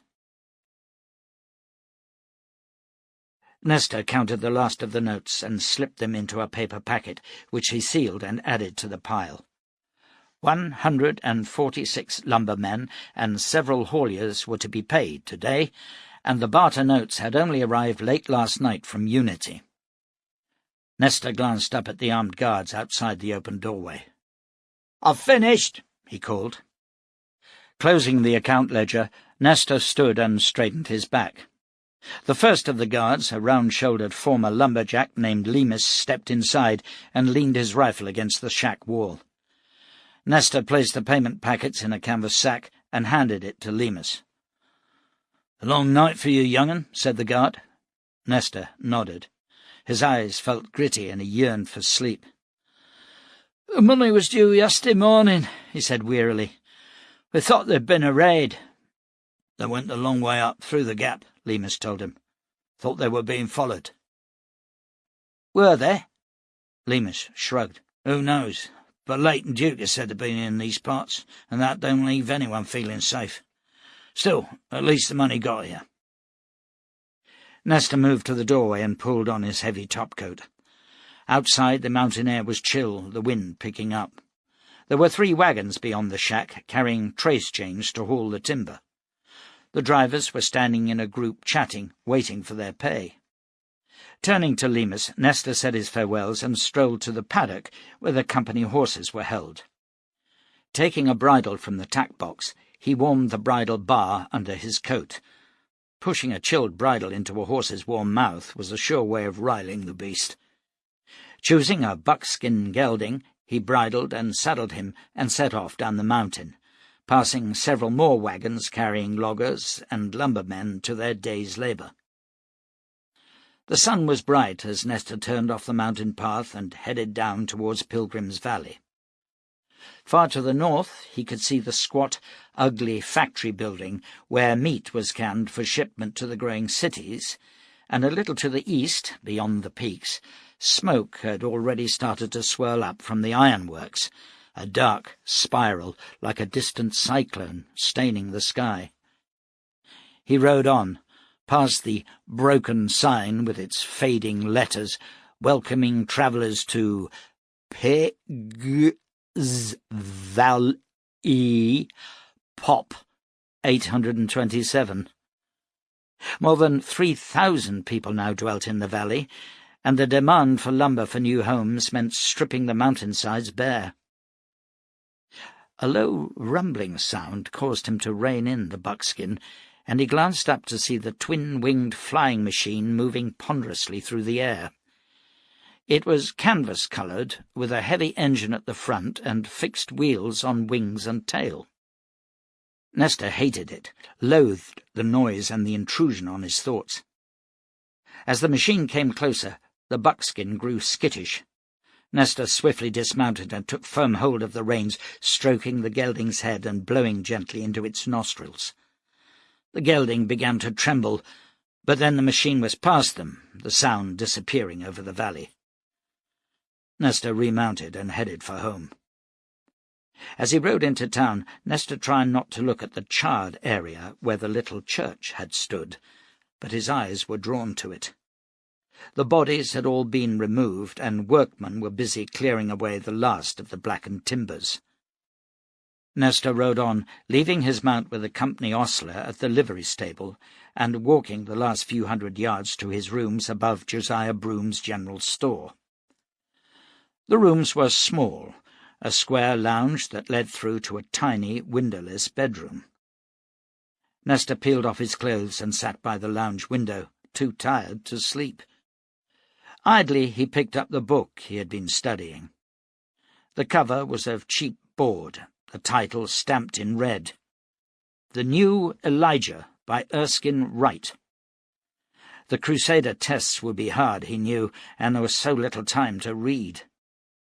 Rubbing his eyes, he leaned back and opened the book at the marked page and read the travels of the great saint.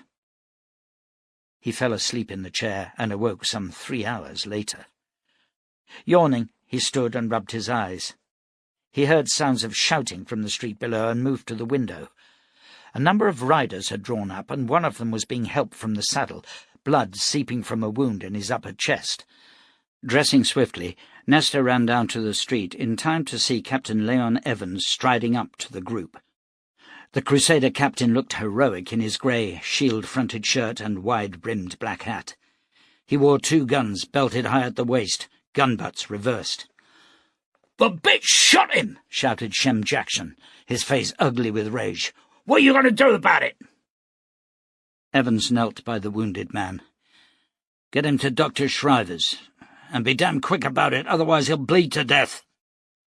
Several men lifted the groaning man and bore him along the sidewalk past Broom's store. Everyone began to speak at once, but Leon Evans raised his hands for silence. "Just one," he said, pointing to Jackson. Nestor didn't like the man, who was known for his surly manner when sober and his violent streak when drunk. Jackson hawked and spat. "We spotted some wolvers on the edge of my property," he said, rubbing a grimy hand across his thin lips. "And me and the boys here rode out after them. We come near the McAdam place when she ups and shoots. Jack went down, then Miller's horse was shot out from under him. What are you going to do about it?" "You were on her property?" asked Evans. "What's that got to do with anything?" argued Jackson. "You can't just go around shooting folks." "I'll talk to her," promised Evans. "But from now on you boys stay clear of Beth McAdam. You got that?" "We want more than talk," said Jackson. "She's got to be dealt with. That's the law." Evans smiled, but there was no humour in his expression. "Don't tell me the law, Shem," he said quietly. "I know the law. Beth McAdam gave fair warning that armed men were not to hunt on her property. She also let it be known that she would shoot any man who trespassed on her land in order to hunt wolvers. You shouldn't have gone there. Now, as I said, I'll speak to her." "Yeah, you speak to her," hissed Jackson. "But I tell you this, woman or no woman, no one shoots at me and gets away with it." Evans ignored him. "Get on back to your homes," he said, and the men moved away. But Nestor could see they were heading for the mother-of-pearl drinking house. He stepped forward. The captain saw him, and his dark eyes narrowed. "I hope you weren't with those men," said Evans. "No, sir. I was sleeping up in my room. I just heard the commotion. I didn't think Mrs. McAdam would shoot anybody." "She's one tough lady, Nestor. She was one of the first into Pilgrim's Valley. She fought the lizard men, and since then there have been 2 brigand raids out on the farm. 5 were killed in a gun battle there some 10 years back." Nesta chuckled. "She was certainly tough in school, I remember that." "So do I," said Evans. "How's the studying going?" "Every time I try to read, I fall asleep," admitted Nesta. "It must be done, Nesta. A man cannot follow God's path unless he studies God's word." "I get confused, sir. The Bible is so full of killings and revenging. Hard to know what's right." "That's why the Lord sends prophets like Daniel Cade and Jon Shannow. You must study their words. Then the ways that are hidden will become known to you. And don't concern yourself about the violence, Nesta. All life is violence. There is the violence of disease, the violence of hunger and poverty. Even birth is violent. A man must understand these things. Nothing good ever comes easy." Nesta was still confused, but he didn't want to look foolish before his hero. Yes, sir," he said. Evans smiled and patted the young man's shoulder. "The deacon is sending one of his apostles to Pilgrim's Valley at the end of the month. Come and listen." "I will, sir. What will you do about Mrs. McAdam?" "She's under a lot of strain, what with the preacher gone and the burning. I think I'll just stop by and talk with her." "Samuel says he thinks the devil has got into her," said Nesta. "He told me she threw him out the house and called him an abomination." "He's a weak man. Often happens to youngsters who have strong parents. But I hope he isn't right. Time will tell." "Is it true that Leighton Duke and his men are nearby?" asked Nesta. "His gang was shot to pieces down near Purnham, so I doubt it," said the Crusader. "They tried to rob a barter coach heading for the mines." "Is he dead, then?" Evans laughed. "Don't sound disappointed, boy. He's a brigand." Nesta reddened. "Oh, I'm not disappointed, sir," he lied. "It's just that he's, famous and kind of romantic." Evans shook his head. "I never found anything romantic about a thief. He's a man who hasn't the heart or the strength for work and steals from other better men. Set your sights on heroes a little bigger than Leighton Duke, Nesta." "Yes, sir," promised the youngster. Text copyright David A. Gemmell, 1989. Production copyright Ashet Audio, 2017. This has been an Ashet Audio production. Audible hopes you've enjoyed this program.